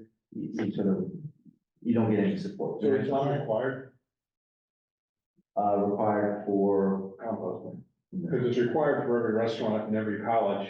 Yeah, no, we don't do All that. private schools. And you just, and Public Tucker, schools don't have to. yeah, no. I mean, it's sort of, at your high school, you're still using styrofoam plates. Right, so, Really? yeah, we're all over the place. and stuff. Ah. Tucker is just too small. The cafeteria is the smallest one we have in all the elementary schools. They got 6 lunch sessions, and it's just, if you gave them more space, they could probably do it. The high school, there's no recycling in the high school, so even in you go to the cafeteria, there's no recycling whatsoever. Not that they're using a lot of aluminum cans, but, you know, water bottles and so forth, and there's no recycling, no compost, nothing like that, which I find absolutely surprising, but, you know, and I thought the compost, you just, you know, this is something I think you have to start from the top down, you know, you seniors, juniors, you know, sophomore, and Everything freshmen okay? to do. Yeah, it was gas company stuff. Oh. It's just, it's, 8 o'clock at night, it's usually something.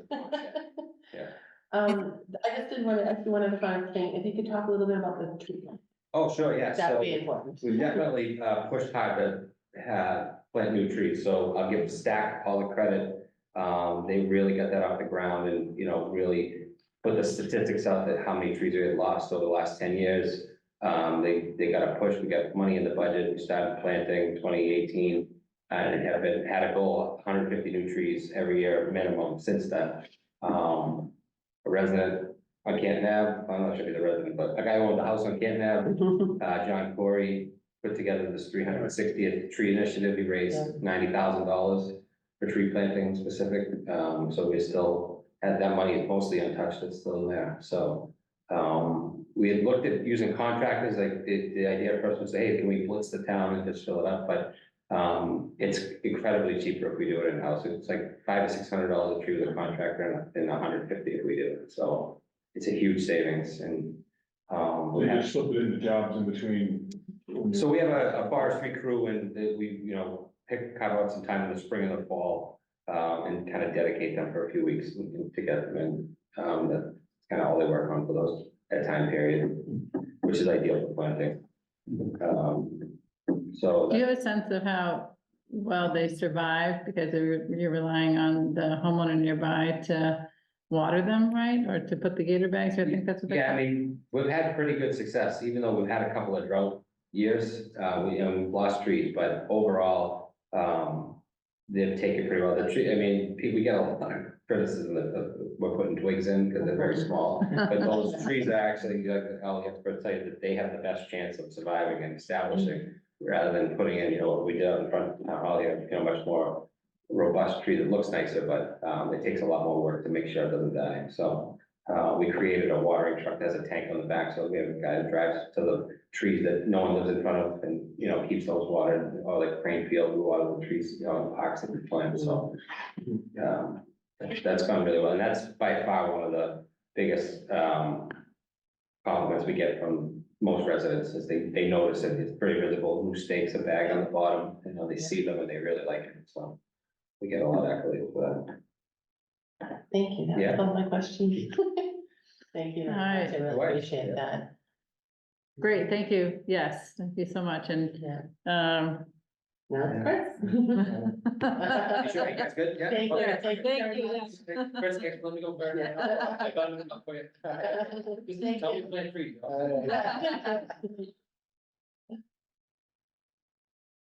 No, Chris is not. All right, well, so 9 months in, here we go. There we go. we all So- know Bill Ritchie. I mean, we all Yeah. know Bill Ritchie, so. Yes, so, you know, and he comes in every Thursday, so he. Oh, so we're- great. Okay. Yeah, so I've got so I can bounce ideas off of him. Everybody's very, Yeah, pretty much, yeah, so I mean, I'm inheriting a lot of paperwork, so I'm trying to create a lot more spreadsheets and digitalize a lot of things, so I have things more at my fingertips, so, you know, just coming in, so they say technically I got about 27 buildings under my purview. Majority of those live over the DPW yards, I don't want to track them too much, but everything else, you know, looking at your 6 schools, you know, sort of like, okay, how do I, you know, I gotta get my hands on what I actually own and what I operate. So I've been working till this past summer, you know, I've gone to the 4 elementary schools. I've looked at every classroom. I've taken measurements of every classroom. I've looked at if it's carpeted, if it's VCT tile, what type of lighting it has, how many windows, what type of window treatment. And I'm putting this all into an Excel spreadsheet, so I have this database. Wow. And so I mean, it helps me learn what I have, right? So then I've looked at every piece of HVAC equipment on all of the schools. I think I missed a couple, so I have to go back, but away from warmer weather. But it's one of those, you know, I just need to know what I'm responsible for, because all of our schools now are 20 years plus. everybody thinks they were built 7 years ago, 10 years ago, it's like, no, it is, we are at the 20-year mark. Glover being sort of the oldest one out of the box, and so all of that equipment, the boilers, the HVAC system, you know, the life expectancy, everybody says 20 years. I mean, we've been maintaining them for further down the road, we'll get them down there, but we have to be prepared to start replacing equipment. And that's gonna be costly, because you've got, like I said, 6 schools, and they're all hitting the 20-year mark in the next 6-7 years. So my goal is to sort of, I'd like to bring a sort of a consultant in to sort of look at those pieces of equipment and sort of prioritize them for me, so I understand, you know, A, B, and C, right? And I can, maybe we can do some stuff, low hanging fruit on our end. I can bring contractors in for the A, B, and C stuff, but I need to take bite-sized, you know, chunks of this, because I can't come to the town and say I need $3 million to do all, right? And it's not realistic, right? So it's one of those things that I, as a taxpayer and children in the schools, it's sort of, I wouldn't want that, right? So I just want to be reasonable with when I'm doing my capital budget for the next 5, 6, 7 years out, you know, that I've got a good chunk in there that can help me replace a certain amount and we just keep the ball rolling. You know, is it $200,000 or $300,000? Well, what is it that will just stay on track? So over the next 7 years, we can get it sort of knocked out of the park. So I've done that with the elementary schools. This summer, I will go into the middle school and the high school and look at every classroom. Because I'm looking at shades and sort of the plumbing and all, you know, everything. I need to look at, because the high school's taking a beating.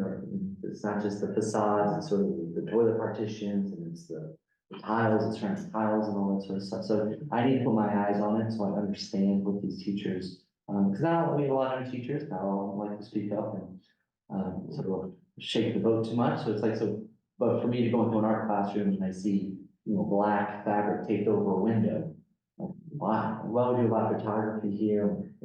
So it's like, okay, well, let's use some blackout shapes. It's like, but I won't know that until I hit every classroom and sort of mark it up. And so that's, you know, so I'm focusing mainly right now on the schools, just to try to get that dynamic.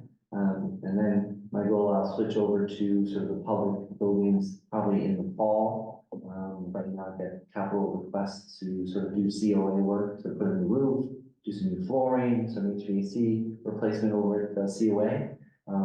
Just coming in at this job, the COA was just sort of the easiest building to go to first. And it is in need of a new roof and some new interior flooring, and we just got a new parking lot, so it just made sense to sort of finish that project as a whole. And literally you can walk away for the next 20 years, other than sort of maintenance, you know, every 5 years and 6 years down the road. So then we'll be good to go. And my fiscal year 26, you know, sort of to concentrate on town hall. The building was built in 1970, we're sort of 55 years into it, and during the past rainstorms we've had, you know, water now is infiltrating the Cronin room. I mean, so because the windows are no longer holding the weather out. And that's going to be a big ticket item, right? So it's sort of, I'm starting to look and get numbers on that, and getting numbers on carpet replacement. And, you know, it's time for a refurbishment, right? That's sort of, that helps the building, helps us maintain the building, helps morale, right? It's sort of, just sort of, I think it's sort of a win-win at that point. But I just need to, I'm working on those numbers now for the next fiscal cycle, so I can get those in, so we have the proper numbers ready to go. And then looking forward down the road, it'd be the police station would be next. Ideally, my fire stations are all sort of done, right? So I don't, those things are sort of on cruise control for a little bit. So, and then it's really going to the library. Need the power washing down there. There's some repointing that needs to happen. The limestone is starting to crack. So we need to do some repairs down there. And it's really just me going physically to each building, looking at the facades, looking at the roofing equipment, and just putting it all on a spreadsheet. So it's there. So then I can sort of just, it would just work with my budgets style, and I can plot and put numbers to it and sort of just keep rolling along. So, any flat roof, so right now you don't see any solar panels on the fire department headquarters, but it's structurally built for solar panels, so I think we'll see some in the future. I think there's really, I don't know the answer why it wasn't done now, but, you know, it's one of those, I don't have that answer, but It's a budget, it was a budget. budget thing there, so, but down the I road. think it was the architect had it included. Yeah, and it just didn't. Okay, yeah, so just in case, I like, why not? Yeah. But it's, you know, and we're working on sustainability on, so I'm so all the elementary schools, public schools, all public schools, I'm trying to get bottle filling stations, commercial grade bottle filling stations into all of our, schools. Right now, during COVID, a lot of stuff is ordered off Amazon, a lot of stuff is taken from Home Depot for bottle filling stations, and we can't service or maintain that. It just, when it breaks, it breaks. It's not right. So my goal is, you'll see, the brand escapes me, but, you know. Okay. Yeah, okay, yeah, so bottle filling stations and hydration stations, whatever you want to call them, throughout the schools. We just installed them here at Town Hall on the second and first floor. So the goal is introduce these bottle filling stations. Now, Town Hall now, the directive, I hope, is that we no longer see Poland Springs or any water company coming to deliver bottled water. You have the means to have fresh, clean water with a bottle, right? So, and that's the same for schools. We go, if we can get the bottle filling stations, no longer are they bringing trucks full of blue bottles full of water. It's there, so it's cost savings to us, no emissions from the trucks coming in, you know, less traffic on the roads. So it just sort of, you know, sort of builds bigger and bigger, so the more we can do there.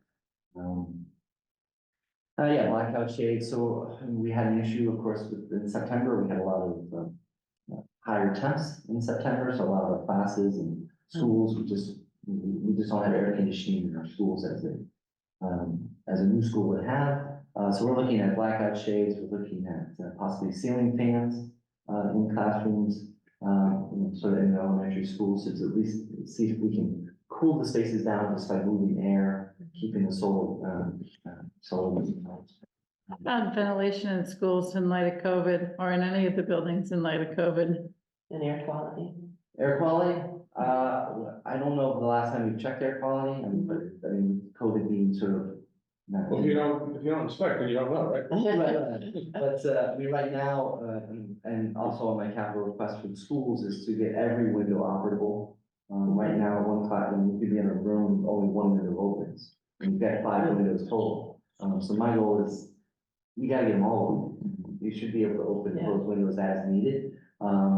And you know, sort of, you have these HEPA filters, which can't say they don't work, but in a classroom that is 40 feet by 27 feet with 14-foot ceilings, the air change on a HEPA filter like that, it can run all day, and it's not going to do what is expected, but it doesn't harm, it just, you know, sort of. Not effective, Yeah, it's not as effective. And there's no plan for when you're replacing any of this HVAC equipment to do a combination to chiller. Well, so the superintendent sort of has tasked me with like, how do we air condition the schools? And so that came down to about $35,000 per classroom. If you were to look at the air conditioning in the classrooms, and that some schools you have to put chiller plants on the roof. Some you could do sort of heat pumps as Like split split system. units? Yeah, split units, like splitting units would be really user friendly over a club. It's a 1-story building, and everything's sort of accessible, so. Tucker? Away with that. But you still need to introduce, She asked about Tucker. Tucker, that would probably need a chiller plant on the roof.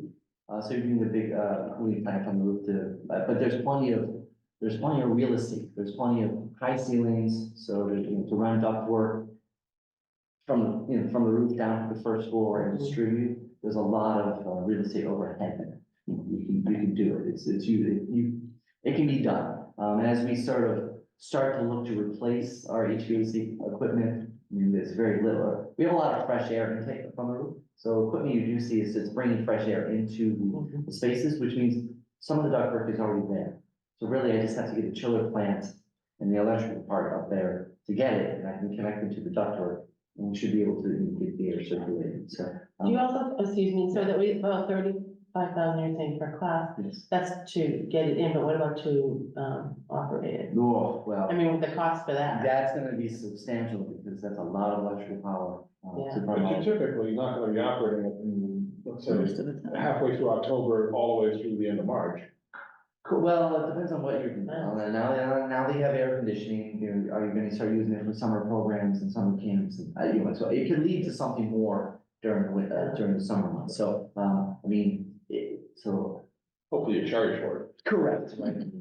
So you'd have to talk to it. Correct, yeah, oh, absolutely. Chris, what's your renovation and replacement budget right now? Renovation and replacement budgets. I Well, think that's what we're about pretty good. yeah, are we talking the town side or the school side? Because I'm dealing with two different budgets. Well, you can give me both, and then you can give me both and split it up on. Well, with the school, I don't quite know. Okay, All right, because that's a budget that's sort of behind the screen and I don't get to touch any of it. that's good. All right. That's good. But no, we're talking, replacements, I probably have, from this, probably about $150,000. What? Yeah. It's That's not, it? yeah, it's not a big, I don't have a lot of, it's pretty much That's not your staff though, right? no. That's just I mean, like buying stuff. Why would you have to, you know? That's like painted Home Depot. I mean, that's not all. Yeah, I mean, we are a tape and gum sort of operation. So $147 million Budget, budget, and then your day-to-day operation, just fixing doors and stuff. the physical buildings, or you actually for hour and hour. That doesn't. Yeah, unless it's in the capital for renovations. Right. It doesn't, I don't get it. It's just, it has to be approved, those numbers. But then it gets bonded when it goes in the capital budget, It right? depends on how it's sort of, Look how long it goes for. you know. Right. You know, bond work, you're not gonna do something for 3 years, so you know. No, I'm thinking like a roof is something you're bonding, right? Right, right.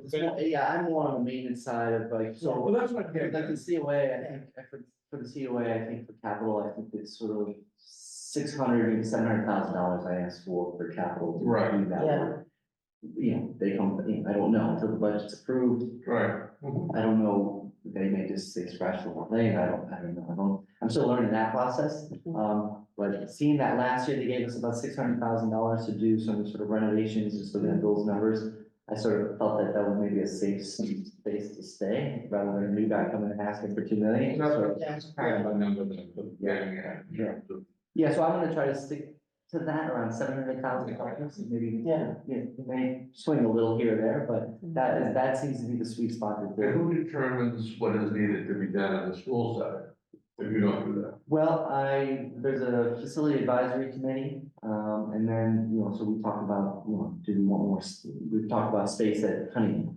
Right, so on my fiscal year request, I put a $2 million request in for the 4th floor at Cunningham. There's an attic space up there, they'd like to sort of, they don't know the program, they don't know if it should be classrooms or art rooms or faculty work space or a library, but those are, so that comes pretty much just word of mouth of those, and those are sort of, I say, special projects. Where if I look at,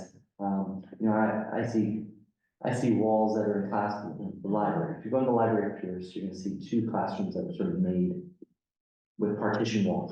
So you've got the library going on, kids in there, and they're not quiet, they're there. But then you've got 2 classes trying to go on and hearing the same thing. Same thing at Cunningham. Right, so I sort of look at, I look at, well, I have a number, I can get a number to try to build the wall. But it's like, I don't know who the directive comes from, like, I can close these in and make them nice. But then the principals are like, well, these are only temporary, they should be going away. Okay, so it's really, I'm still learning the road of who actually can sort of make the determination, but, if it's a pump in the boiler system that needs to get replaced, I'm on it, I'll replace it. If it's a sewer injector pump, I'll take care of it. If it's a roof that's leaking and needs to get replaced, I'll do it. So like I've heard, well, we've got a roof that's leaking into the kitchen, so, it's $15,000. So it's that, but those are just my operational, day to day. What actually sort of, who gives me the plans of what they want to see at school? I don't know who drives that train. I don't know. So we will find out. I mean, we have a new superintendent, right, we have sort of, and having gone through the schools and I sit down and everybody's trying to learn for space, I sort of, I look at, if we want to do renovations, we gotta start improving our cafeterias. Right now, sort of, they can be expanded. Tucker, like I said, it's got the smallest cafeteria, you could double the size of the cafeteria in a heartbeat. If there's space in the back of the school, you could build classrooms on top of that. So Glover, you can build some additional classrooms, you can expand their cafeteria. there's opportunities because when nothing's happening, the students have 6 sessions of lunches, which I don't know if it shortens their time in the class periods. I don't know that programming part of it, but it's sort of like if I can double the class, so you're doing the cafeteria, and more kids can have lunch at the same time, does that lengthen your period in the classroom? I don't know that information. All I know is I look at a school like that, so like, yeah, there's space that can be sort of utilized here that sort of, and I fear that, I know, it's just, I can talk about this all night, so you tell me to be quiet, but, so I look at the Isle old school, that everybody's got their eye on the prize down there, but it's like, well, let's not forget about the schools we have now. We have to look at, if we can do better for those schools and give them, 6 classrooms off Broadway, and you can put 3 over at Tucker. So like, there's room to maybe expand. Maybe you have to see if you can get on their school building committee. That's where the decisions, I think, are made, Yeah, at least. I think so. Or there is a facilities committee, I think, on the school committee, yeah. We meet for the school committee, so Yeah. we sit down, we talk about that, we talk about, if you go into the library at Tucker, it's 2 stories, it used to be the old gymnasium. You can put a mezzanine and sort of make a 2-level, library. I mean, you have to make it handicap accessible, but still, there's a whole area on the 2nd floor, so you can expand that life. So I'm looking at all of that. I'm looking at the playgrounds at every elementary school. Those are gonna have to be redone. Those are taking 20 years, and those are about $400,000 per playground. Sort of outfit. So you've got 2 or 3 playgrounds at certain schools. So those are all on the hit list of. I'm getting numbers for that and sort of putting those into the capital plan as well for the school years. So it's drinking from a fire hose, and I'm just trying to make sense of it. While trying to just do the day-to-day operations of just keeping everything going. Chris, what did you do before you were here? I was director of facilities at the New England Conservatory. Okay, so Yeah. not far away. No, I've been, before that, I was at Boston Conservatory, with the BSO and Berkeley College of Music, so downtown Boston. And one of the things that concerns me is that all is concerning, and it's interesting at the same time, is that all our schools are gonna get old at the same time. So when they were all built, we had to adjust from the legislature to get that 90% reimbursement, which is sort of falling us now as we talk about new schools. But all of a sudden, we're gonna have a situation where unfortunately, all this stuff is gonna get old at the same time, and not only will have to be replaced, will have to be renovated. So I was getting at to meet current standards. Yeah. So this is gonna be an interesting time in terms of going forward, and it's something that people should be thinking about, because I think going back, I think someone said, people think the school is 7 years old, they're not, right? They're 20 years old. I mean, it's Well, the MW did the same thing when they built Deer Island and renovated all their stormwater stuff and everything, and the whole new sewer system and the catchment basin down in like South Boston. But, I forget what it's called, their program, the computer program that they have put in all the information, and they say, these 7 pumps over here, one of those has got to be replaced this year because we have a budget for it, and we have to pick the one that's in the worst. So they go out and they do some diagnostics on it, and then they just pick away at that, and then they go do the next one. Correct. But it's all, the maintenance guys come up with a diagnostic system that, tells them out of the thousands of things we could be doing today, we've narrowed it down to 7. Whatever the number is. And mind you, we're a department that we're just working out of our trucks. Right. We have no workshop, we have no Right. support, we are just, which is fascinating, to have no workshop on guys who have to work in the hallway with kindergartners going by and working in the hall with town hall, it's like, sort of, it's frustrating. Yeah, it's one of those things where when the space at the old fire station, looked like, there's question about how much of it's going to be used and how much of it's not going to be used because of the budget of the fire station. And as an architect, I'm thinking, well, you need to understand your needs, what are the shortfalls? Like, I don't know where everybody's office is, where everybody works out of, but it's a organization, which I'll call the town an organization, right? Just like the BSO is an organization, the facilities folks would be the ones who would sort of have this big picture of all of the facilities needs. I do have a big picture, yes. Yes, I was gonna say, Yeah. Yeah. Well, it's sort of, it's, so when I came on, I sort of like, we have no workshop, like, and that really kills morale of your staff. I mean, you just don't have a home. Everybody has their department that they go to. We sort of sit in the DPW yard and we've got our first floor. The water department uses the basement. So we are sort of, thankful for Chase having us over there, but it's sort of, but we've always, I think Bill's always had his eye on the chemical building. And I have my eye on the chemical building as well. It's about 2,000 square feet. There's 4 offices on the second floor. There's a bay that can turn into a workshop. It sort of centralizes us as a division that can sort of service schools and the town buildings better than we would do off of Randolph Avenue. But there's a fire auxiliary department there. And so, I have envisioned, and Chase is on board with accepting those folks down at the DPW. So, we just need to build, a storage, a garage, right, for the ambulance and the generators. So I think the town is sort of open to that idea, because it's sort of one of those things that if they can move, we can relocate, then that opens up a wonderful thing for us to happen, right? So the blue room, I think the goal is to take the blue room, put it on the first floor of the old firehouse. Right, and sort of, the talk is, well, what do we do with the second floor? Well, eventually we're gonna put an elevator for about $400,000 to make it accessible. So, but it's sort of like, we should make those as more, it should be 3 or 4 conference rooms up there. Right? We shouldn't be having a conference here tonight. We should be over at the meeting house. So this building can get locked at 5 o'clock, which allows me to get cleaners in here to clean the building a little bit sooner, right? There's no more meetings at the COA, so the COA closes at a certain point, that building can get cleaned earlier. So it just makes things a little bit more easier. We can have meetings at 1, and the old firehouse is a wonderful building. We can, and to build it out to just conference rooms and have Milton Access TV, be able to put the, whatever, it shouldn't cost as much as building it out for offices and sort of to put a department in. I would, having every planning board meeting in the blue, I would advocate for not having the blue be a conference room, absolutely. Right, and so, blue room is empty, so that allows me to put, there's a shipping container out in the back that has some voting equipment, I believe, on it, which I would love to put down in the basement, and have it more secure, especially in today's political atmosphere. I don't want anything to be tampered with, anything, so it's like, let's get it into the building, let's get it secure. So that frees up a parking spot back here, the health department. And there's some moves in the town hall I'd like to see happen, so I can, the health department's looking for more space, so I can put them on the second floor.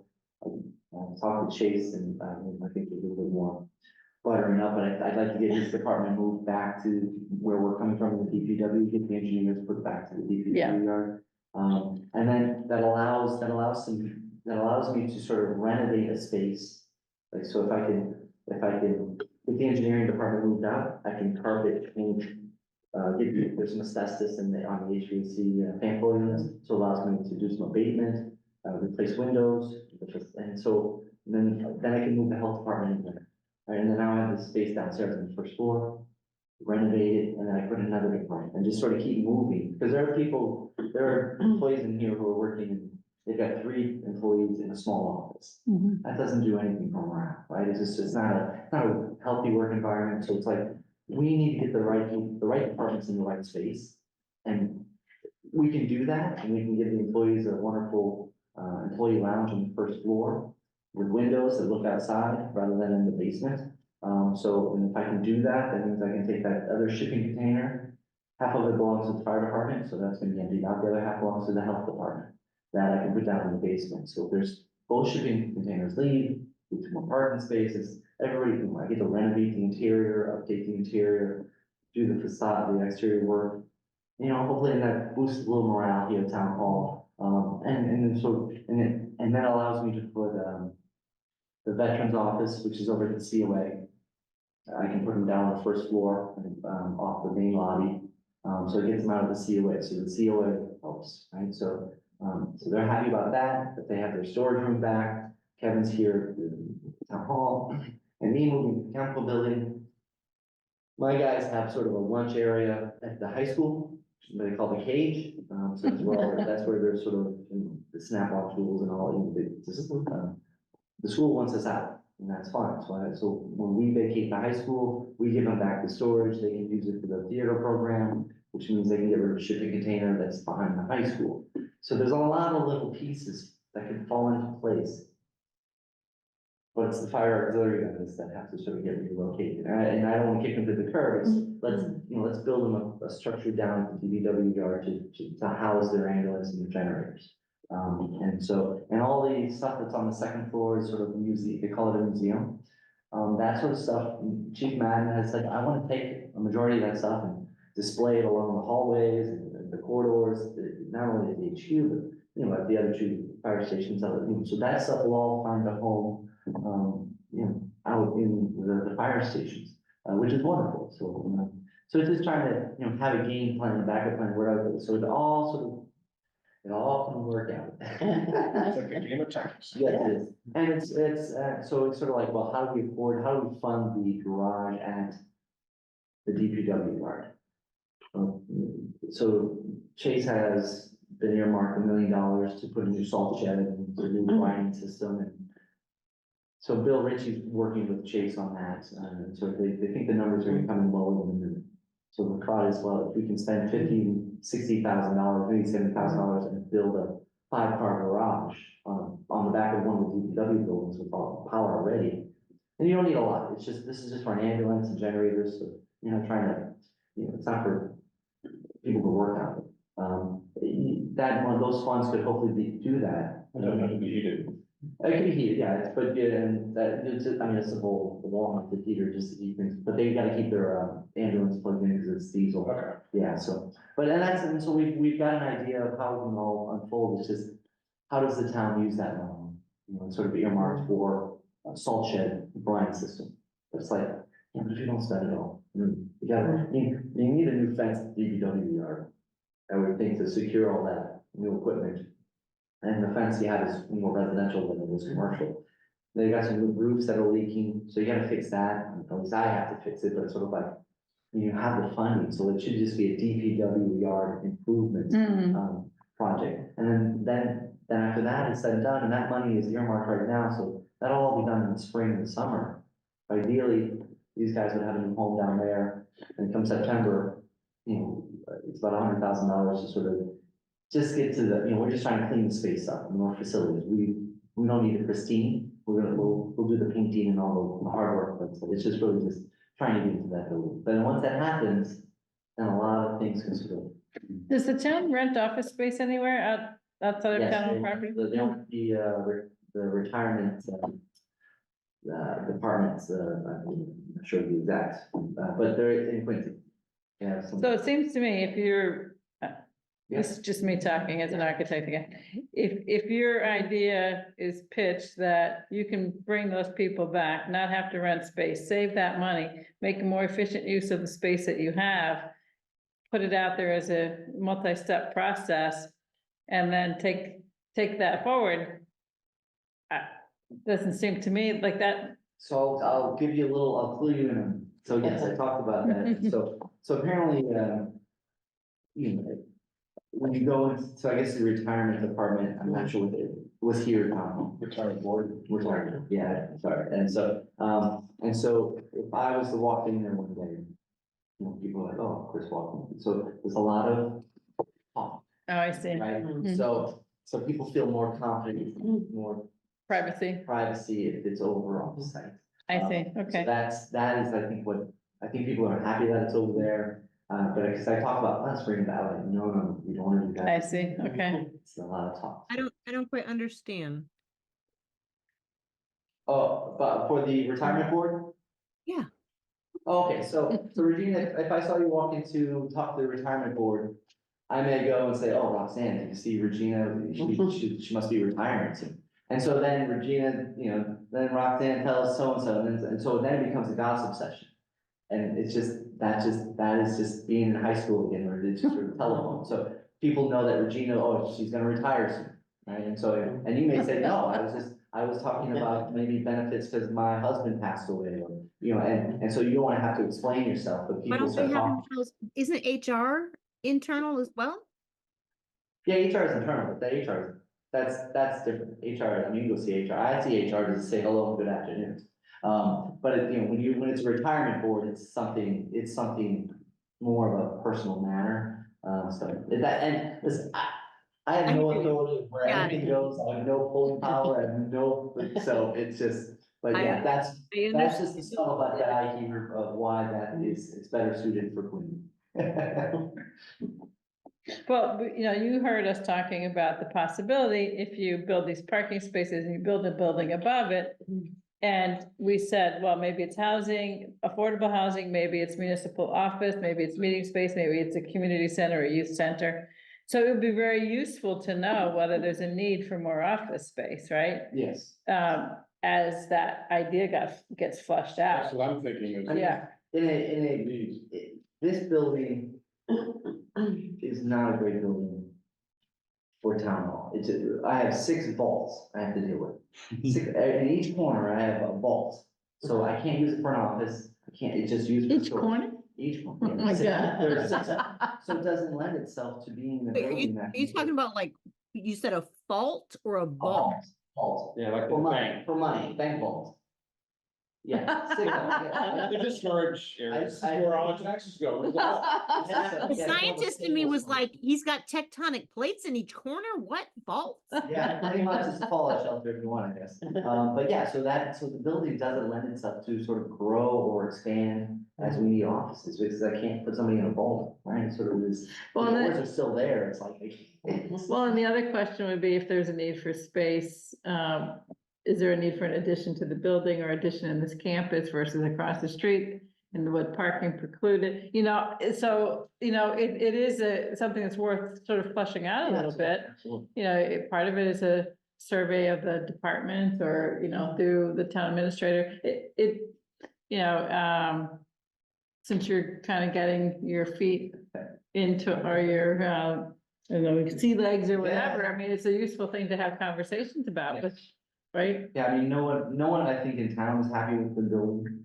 With what was here before originally, it was a beautiful brick building, right? And so there's a lot of nostalgia, and it was a beautiful building, but this building is, I understand, but it's really, we can't expand. I mean, this building's just hard to expand, especially with the fall.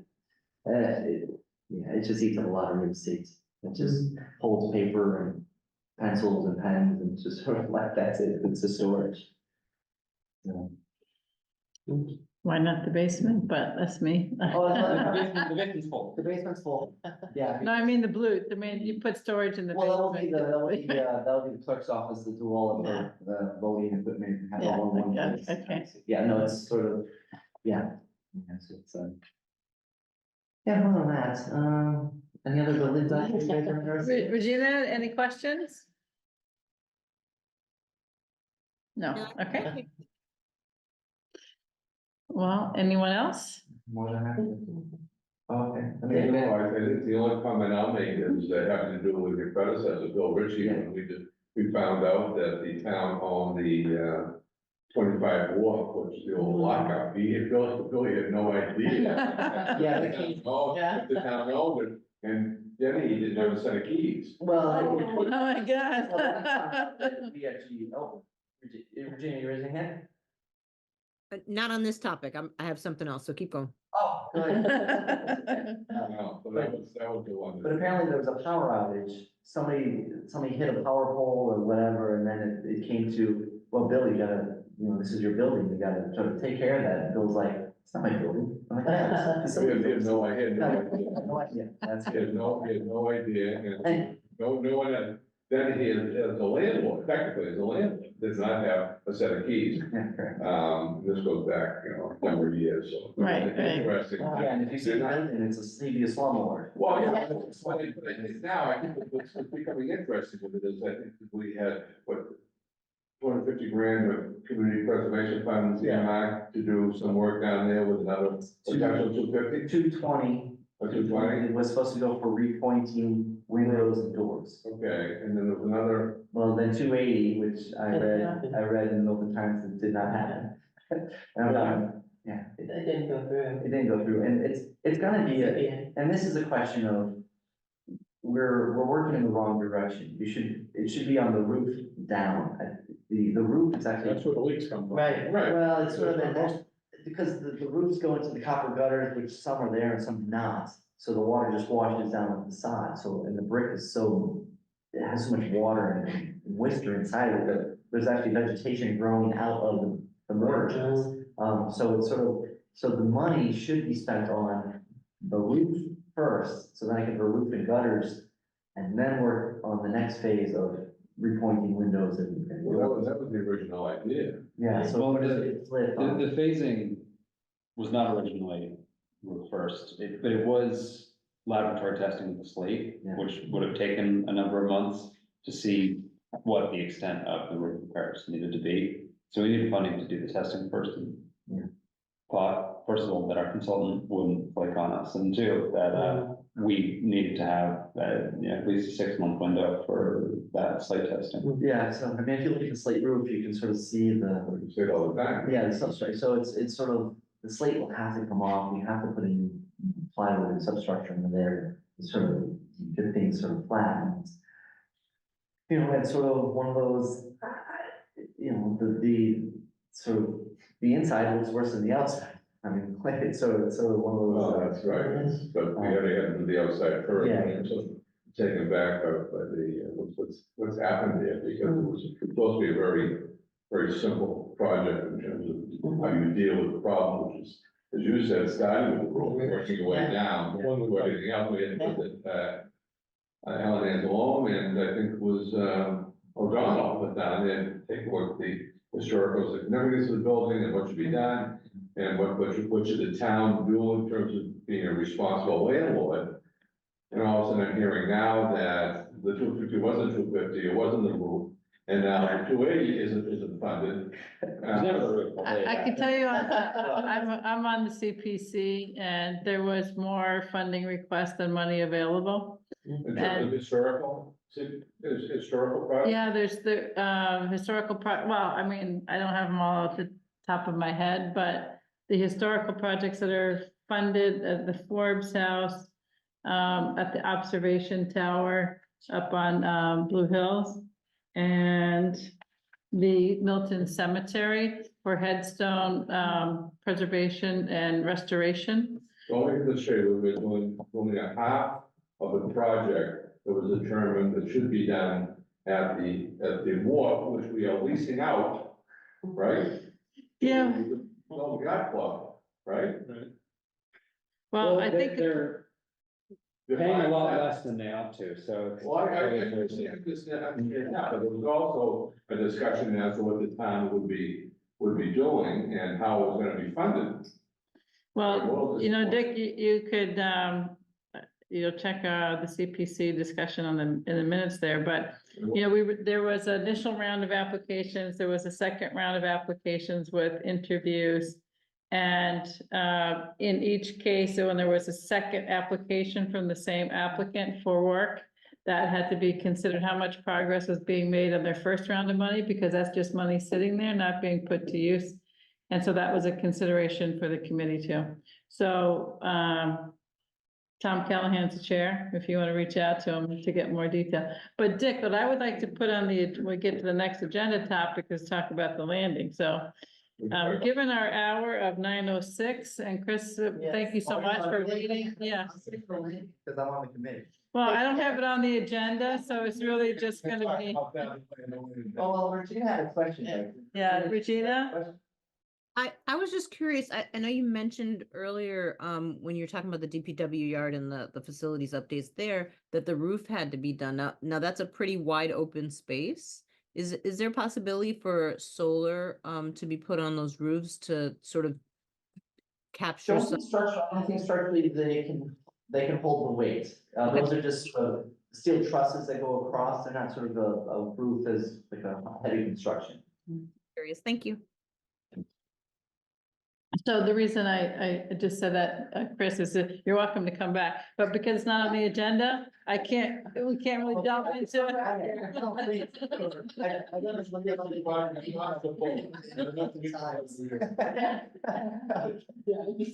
Okay. but, I appreciate, thank you so much. Thank you very much. Okay, Thank feel you, free to Chris. reach out to me if you have any questions. Thank you, appreciate it, Very helpful. that's great. Thank you. Have a good evening. Thank you, you too. Have a good night, Renee. All right, so Dick, I did want to actually, for the next agenda item, topics for upcoming meetings. I would like, I watched a bit of the select board meeting that, at least two of them, we've talked about the landing. So Yeah. next meeting, can you give us an update on where things stand with the landing committee? Who's gonna give me an? It's on our agenda. Come on, that's a lot. Well, you're on the committee too, right, right? So can we put that on the agenda next time for the two of you? I don't know. To tell you the truth. Right Okay. now, I think that we have come up with a recommendation, as a group, which.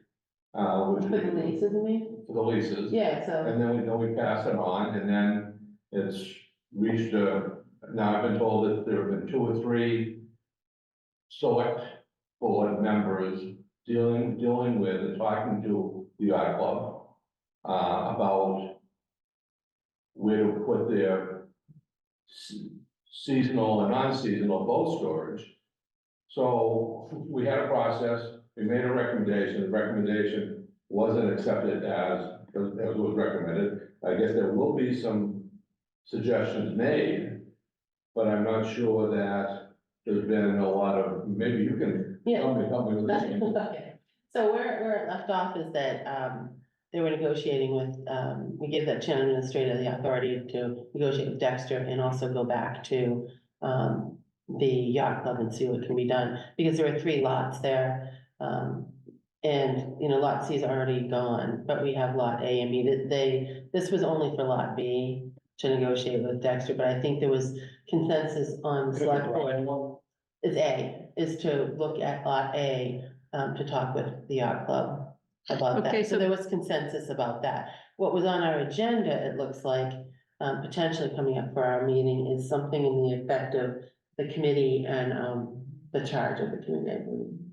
Yeah, so when I was watching that and I was hearing that discussion about the committee and the charge of the committee, it came out of our work on this committee, the establishment of that committee, because we took our report, delivered it to the select board, and the select board developed that charge and that committee, and that's how Dick has sat on. He came, because of that came from here. So it seems to me there needs to be a little bit of a history lesson, if you will. I almost started drafting an email today and sending the report, but then I thought, okay, I'm not sure. I wanted like just to kind of do that, but I think where it is, we have a recommendation made by the committee, Roxanne sits on it with Richard. I think Josh is on it, Tim, Nick, Chris, Chris. a number of people, we sent out an RFPs. We decided to deal with one RFP that went back just to 25 work that was recommended and awarded to, Milton Yacht Club. Then we had Boat B, which is getting into the weeds here, was a piece of property that had been owned by 88 Wharf and for a number of years. so Dick, before you go there, is that the one that the boats were stored on that was Yes. up against where the slope starts? Yeah, That's- right now. right, Boat okay. B, that land was owned and controlled by 88 Wharf. Right. Street. In negotiations with the town, 88 Wharf gave the land to the town in return for the town absolving them of any liability and or taxes involved with that. We put that out to bid. We had, what I understand, is 2 bidders. One was the Milton Yacht Club. The other one was Dexter Southfield School, right? And then also, Josh, I think I asked you this question. We also sent an RFP out for Boat A, right? Not individually, but As part of lot A was part of the original RFP. And no one really bid on that, they focused on Boat B. No, none of the bids for lot A that I think was potentially included in the yacht club's proposal were accepted. So none of the bids I mean, do it with Lot A are, okay, so my. so it is currently owned by the town and there's no. All right, so my sense is that someone will decide, the select board will decide what to do with both shot B, that we have two bids, two competing bids. And then the town then can also decide to do something with both shot A, but I'm under the understanding that would also have to be put out for bid. Courtyard A is the part next to the water, right? Yes, The gravel. The gravel. right, gravel one, and that piece of property then would also have to be put out for bid, of which the yacht club and others, if interested, could bid on that, and then we'd have to work on some sort of arrangement in terms of what the town would charge, assuming the town would charge something, and what are the potential uses or acceptable uses, of which both storage could be one. And then you get down into it, what is seasonal boat storage, and you leave it down there year round, or things along. So there's a lot of negotiation going on. But I think what's gonna be coming up at the meeting, your next meeting, Mhm. is there was some questions as to who was part of the committee and what the charge was. And if I sound a little testy on this, there was, for a number of years, there was very little interest in terms of the landing committee at all. And all of a sudden now, there's a lot of interest as to, we get to a point after, what, 6 or 7 years of actually being able to do something down there at some point, going back to the original, because everybody always uses the master plan when they like to use it. And the idea was to make it safe, clean, and accessible And expand the users. to residents of Milton Yeah, first, exactly. okay? And so as we get into this, now it gets a little squirrely in terms of what is clean, what's accessible, what's safe, right? And I think, people were being critical of the landing committee and the work that we have done. I would like to hear that and the reasons for their criticism. It may be well-founded.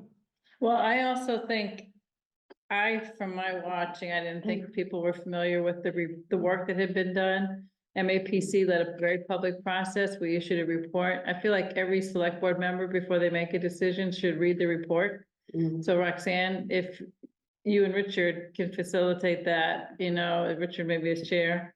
If Josh, do you have access to it, Josh? Maybe just The resend access it. plan, I've sent it to the committee Yeah. half a dozen No, I times. mean the No. select board. But send it to Nick to send out to the select board. I will do that again, yes. Yeah, just because, I mean, as I was watching, I was already past citizen speak, and I felt like I wanted to raise my hand and say, we have some history here, there's some process that's We did happened this here, we did this already. But, then I feel like, okay, how many things can I get myself into here? And But, then I'm one of the newer people on there, so. Yeah. Someone like Richard or Dick have been there, well, I And so remember, there was a takes a lot of committee that was experience. actually going to make sure that the work that our committee right here Mhm. did, then, and facilitate with MAPC wouldn't sit on a shelf. Mhm. It was a committee that was going to get things done. I mean, we've had lots of discussion, and that's why this committee exists, is to make sure that things don't just sit on a shelf. So, anyway, We can talk about that. Yeah. Because I think we'll get some clarification At this. at the next select board meeting as to what some of their concerns and some of their thoughts are. I certainly understand there's a compromise, I think, that can be made here. The question becomes, do people want to compromise? Mhm. And, I don't think this should be a zero-sum game, but I think it's also sort of a slippery slope if we decide to play favorites in terms of bidders. Looking away from what the highest and best use and the price to the town. Well, it was also for benefit of the town, because we had a whole checklist that we Right. marked. Yeah, that's what you're doing. So it was a combination. So we have Nick has that checklist. Mhm. I think what we all went through, so it wasn't arbitrary or particularly capricious in terms of how we sat around and came up with our recommendations, and I think we were all as honest as we could be in terms of how we viewed bids as submitted. And it was only for lot B. Yeah, When was the RFP set up? This is the second In- time. So, yeah, well, Right? the RFP for Lot B is the second RFP. Yes. Relative to the landing. It's the first time Lot B has been individually bidded out. That went out in November. Cause the last time it went out like December 20th. And everybody said, like, the day they were due, the bids were due on January something, what? It's still out, you know, because nobody was paying attention during the holidays, it's like all of a sudden. Yeah, we ran into that with the town farm. We Yeah. extended that deadline and Yeah. had a lot of feedback for the extension. But yeah, this went on in November. We got our meeting 2 weeks ago was when we made the sort of recommendation from the landing committee to accept Dexter's proposal as opposed to the Apple's proposal. And then came to the select board and it was for, Mr. Milano to negotiate. Yeah. So, I didn't vote to take that bid as the select board. Right. It was for him to negotiate. Is it, Jane had a question there? I was just gonna suggest that we talk about that further, but Yeah. if you would like some, you know, We can use- I can use- I background can coming use from this history. committee, we could talk Think about that. about when we started talking about this, then this was an offshoot of the work we did with the zoning. Right. Down at Milton Village, that's all part of it, and I think. Almost a precursor. Yeah, I'm gonna say, it looks like we didn't have a number of meetings with Katie Wharf, with people from. The yacht club was here every meeting. The yacht club, we have Right. people from the farmers market, we have residents. So Dick, can I make a suggestion? Yes. That you speak at the select board meeting, and maybe Roxanne, you should suggest and invite him, so it's not just citizen speak.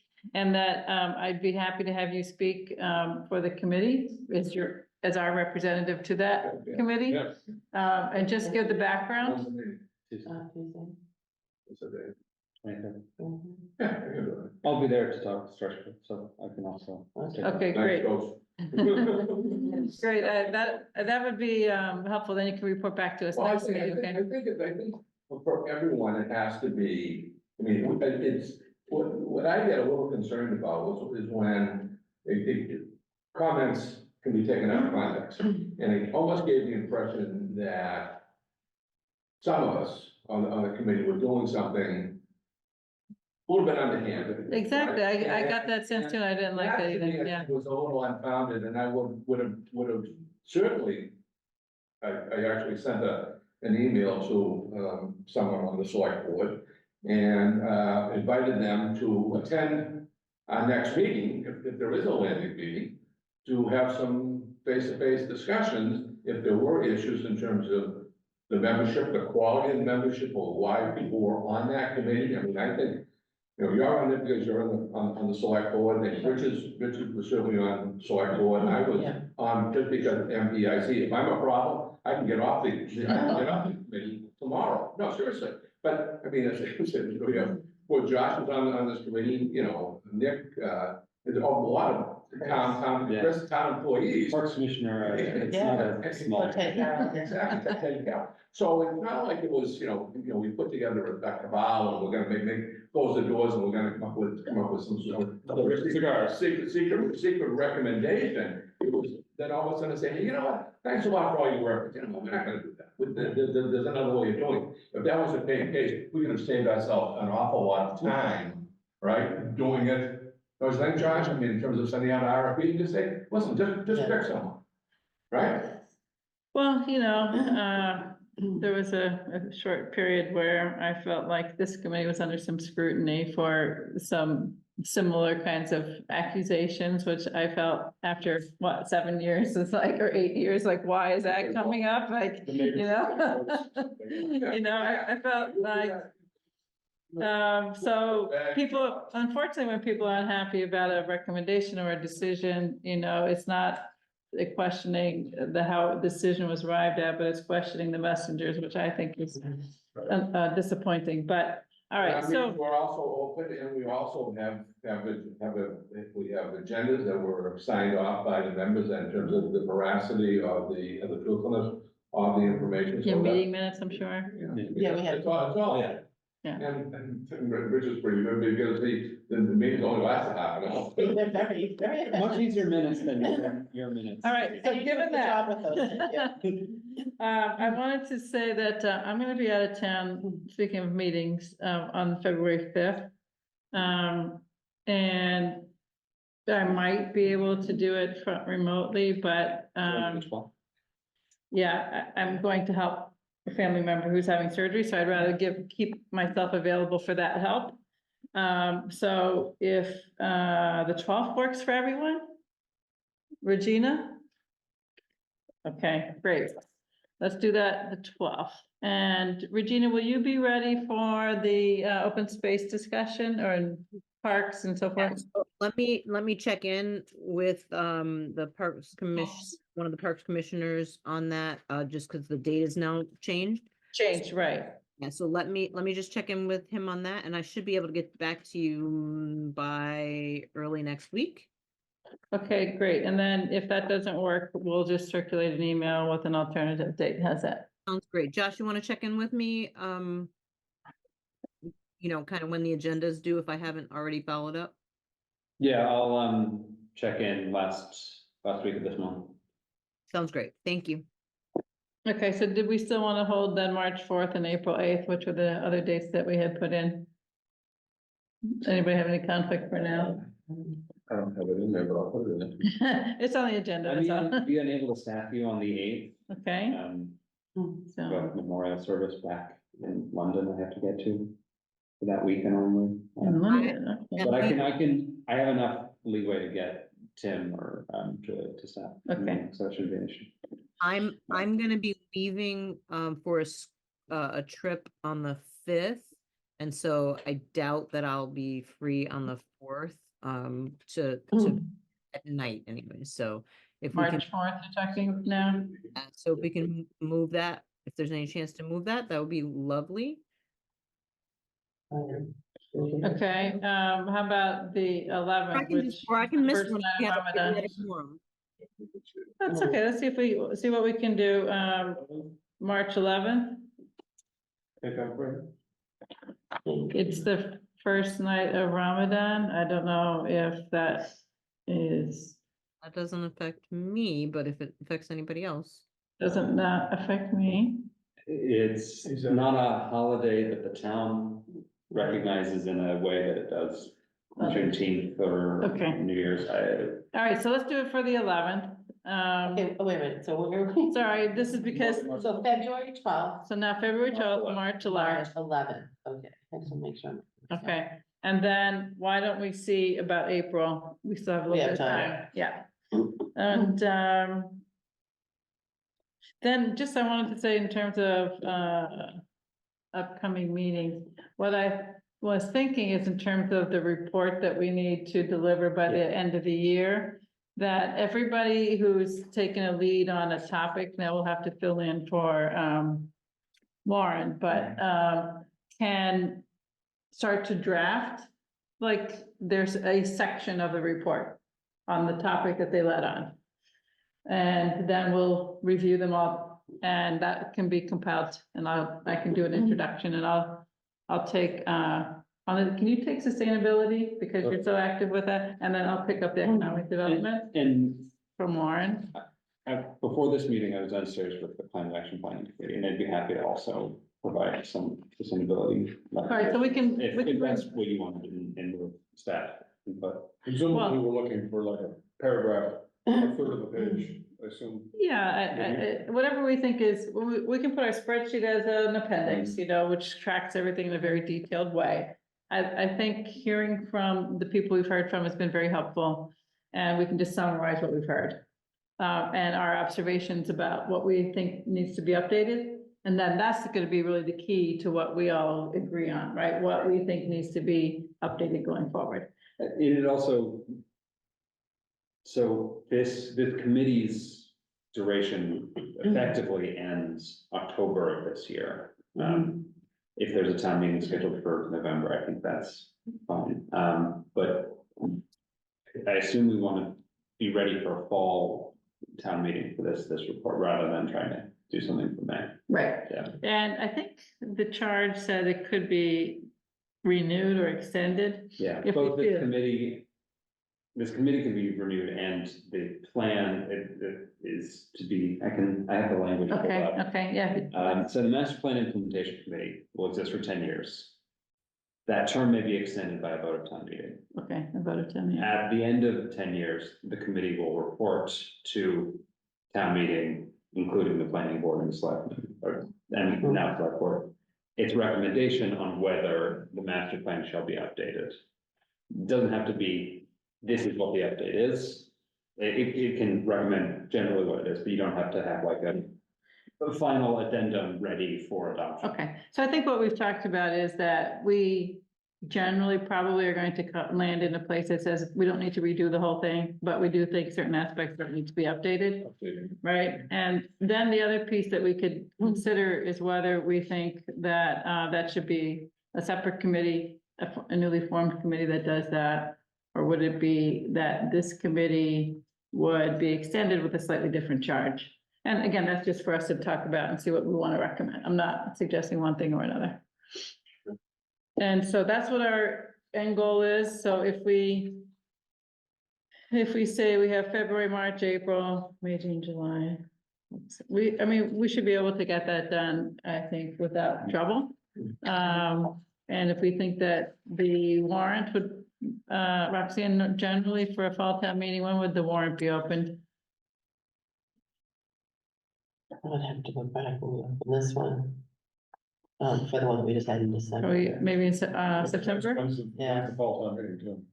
Yeah, I mean, if it's Yeah, we scheduled October, it late, Yeah. deliberately, because we wanted to have the maximum amount of time for them to take communities. I feel like Yeah. historically it's been more like October, October. so it may be more like July, August. Yeah, maybe July.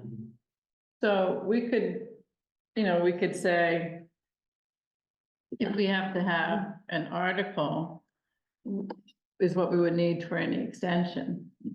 And we would have to have an article if we wanted any different charge, right? So we would need to consider that sooner than the final report possibly, because the final report doesn't have to be submitted for the warrant, right?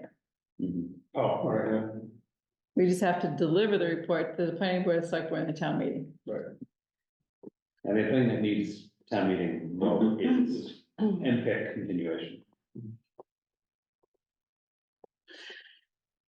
So, anyway, that is what I had in mind for agenda topics for the upcoming meetings. Does that make sense, everyone? Sure. And the landing, okay.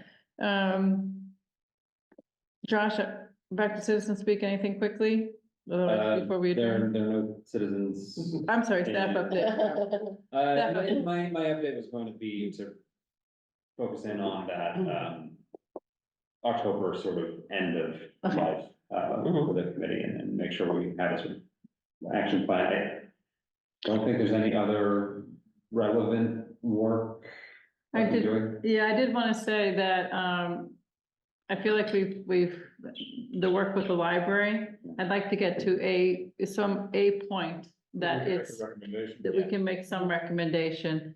That's why I wanted to push for some timelines, and push for, the information that we can need, that we would need to make that recommendation. I feel like we wouldn't have been doing any service to the library if we leave that in limbo. We're not gonna be the final decision makers, but at least we can tidy up our work. I started to pull together, last spring I did an overview of what we had done before for the new members. And I started, in preparation for our meeting that got postponed to tonight, I started putting together a sort of addendum to that. So there has been a lot that's done. I think I asked Josh to start writing some of it, and I'm gonna put some of the pieces together too. And then at least we'll have the history ready to go. And then we'll see what we get for I next think step. the easiest thing is also to point out to the town, to keep them on board with this would be to say, here are the deliverables really quickly. We could get 8 parking spaces here, we could get 6 there, here's a crosswalk. We recommend you go ahead with this, but we realize that's down the road. Immediately, the library needs some kind of relief. And some of it's across the street, some of it's on the street. none of it's ideal, but this is the best we can do in the short term, because the DPW can come up with a plan and we can actually get this work done in an affordable way. Yeah, I think, Some kind of a spiel to get them, the town on board with. I don't know how fast getting new parking spots built will happen. I think the crosswalk is likely the fastest Right. project before you. But like, crosswalk goes exactly where? I mean, we know pretty close, but, It goes. This is the entrance driveway Right. there. It goes adjacent to it. right, what I'm saying is you move it, 3 feet this way because you can fit another car across the street, you're gonna have some kind of a bump out there. So, and that's all I'm getting at, is that there's engineering to be done for the crosswalk, and then the parking on the street becomes more of a protected parking and all that, and then you can say to the library, well, we got you this far, but we're not gonna get you the other 30 spaces until, or whatever the number is. Well, and to see what will free up at town hall with, Fire I department. mean, you might find you have more spaces than you think you had too. I You mean, can eliminate a couple of containers and who knows. right, I mean, you really don't know. yeah, it's just a question of whether, they feel as if it meets their needs and, Right, but you keep all your options open and Yeah. off the table and then see where it lands. yeah, I mean, I think we deliver a report which has the options and the library can weigh in on what they think is meets their needs the best. I mean, it's not for me to judge what But I meets think we their do have to library. point out to everybody, the town at large, that, the low hanging fruit's already been done here. The hard stuff is here, right or left on this one. Yeah, I mean, It's a it- cost. Right, the cost and the time. Well- Your cost estimate and survey work specs shall put you in a far better position than most projects would be to make a strong recommendation for a building to be put in that spot. Yeah, That's the way you want to progress and start working towards. I mean, a lot of what we did through the committee here is what might be done as a feasibility study by an outside consultant, so we were able to advance. I think from the library's perspective, help advance their need. Something that gives them some idea that their needs could be met, because honestly, over 10 years ago, they were talking about this when the master plan was done 10 years ago, so. I would feel good at the end of our tenure, we had some plan that would help them. Well, it also points out to a working model that hopefully other committees will adopt. I mean, all too often, the town has had a history of doing studies and putting them on the shelf, and, it really felt what falls apart is after you do the work, the implementation of the plan of the study never happens. And then you reach a point, and then when that happens, as we all know, it's harder and harder to get the people you want involved in these studies. They say, why do I want to waste my time if in fact it's just gonna sit in the shelf? It's just another academic exercise that Josh could have had in school. I mean, this is the idea of taking something from a plan, starting from scratch, coming to the plan, and then working, and we can point to some things some things we've taken all the way, like the zoning in Milton Village. There are other things we have taken at different levels, but we've moved things along in a process. I feel very comfortable saying to people, hey, you can take it. We haven't forgotten this thing.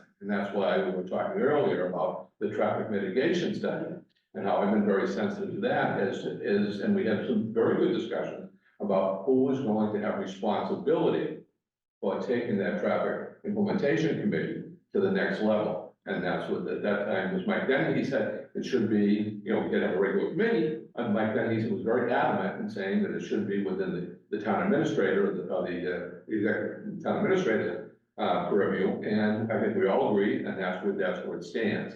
And I think now it's starting to move in that direction. And I think other people as we want to get more and more people, residents, involved in committees of this town with some of the big issues we have coming up. That they'll say, hey, I don't mind spending my time on this thing, because at least I know something will get done.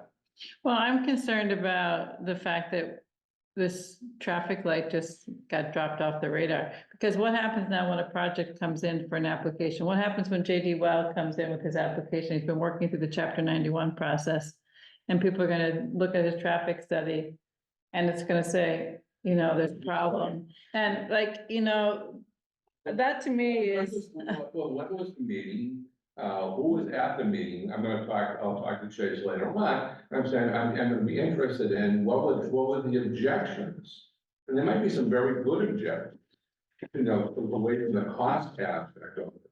But in terms of what were the objections by the neighbors and abutters, with having a traffic light there? I mean, any of us, coming down Canton Avenue, trying to work their way down to Milton Village, trying to take a left when cars are coming up the other way, they don't put their blinkers on, you're taking your life in your hands, trying to make that thing work. Will traffic light solve that problem? Well, I don't know. and That's how my point would be that what process was followed that said that those neighbors had the ear of the DPW director to kill that project when it was talked about in the whole public process? That doesn't seem right to me, and it could definitely impede, project work in Milton Village, which after all that time that we spent on it and the planning board spent on it, and that one thing kills things. I mean, I was really surprised, sorry, but that, I had to press on that because I was like, how did that decision get made? It's the baggage that we all carry. And it's- Yes. And I would point back to this whole, what are we doing here with the master plan? Remember Jimmy Mullen getting up with that rant, that's gonna sit on a shelf. And every meeting we went to with the little stickies and everything else and the MAPC was running, everybody in the meeting that came to those things, said, this is gonna sit on a shelf, we're wasting your time here. What are you doing? He said, now that this implementation committee is coming up on 10 years, I'm thinking, well, all right, we do have a track record, we have done some things. But that's one of those things that people get the feeling for with this light, that, there is something behind the scenes and that, it's not a public process and then you get the feeling like you wasted your time, and that's hard. Well, and it even goes further because if it impedes the projects that could come forward, that's tax revenue, that's all of the The whole effort. purpose of the Yes, the zone. whole purpose. Well, this goes back years ago, and in terms of said, who and individually or who as groups have veto power over projects? We've had a number of projects in this town over the years, and I'm not gonna go through a litany of them, where one or two people have said, no, I think this is a bad idea, we're not gonna go forward with this thing. And the idea just stopped because one or two people just said, hey, we just don't wanna do it, and it's come back to haunt us on a number of different situations over the years without identifying those projects in some of those areas. So I think that we will surely wanna listen to, I wanna listen to people's concerns and what their concerns are. Once again, is there a middle ground? Can we find a compromise on some of the stuff? But the just no is we see a lot, and that's the quickest way of having any good acts or good thoughts criticized, right? That's Someone just said, no, I don't like it. No, forget it. It's not a good idea. Okay, well, I guess not. Where do I get my no? Where do I sign up for my notes, right? Squeaky wheel. All right, well, I think we're past our time limit, Dick. I know. Come on, give me a That's motion. Josh's idea the best, right, Josh? Started at 15 in the library and you had it done by 8:30. I like that idea the best. Well, library picked out. Yeah, we like that idea. All right, I'll take a motion to adjourn. I'll make a motion. All right, Roxanne beat you, but how about you get the second, Regina? I second the motion. All right, all those in favor, I'll start on this side, Tabor, Yes. Dick, Yes. Roxanne. Yes. Regina. Yes. And Chair Cheryl, yes. Good night. Thanks, everyone. Good night, Regina.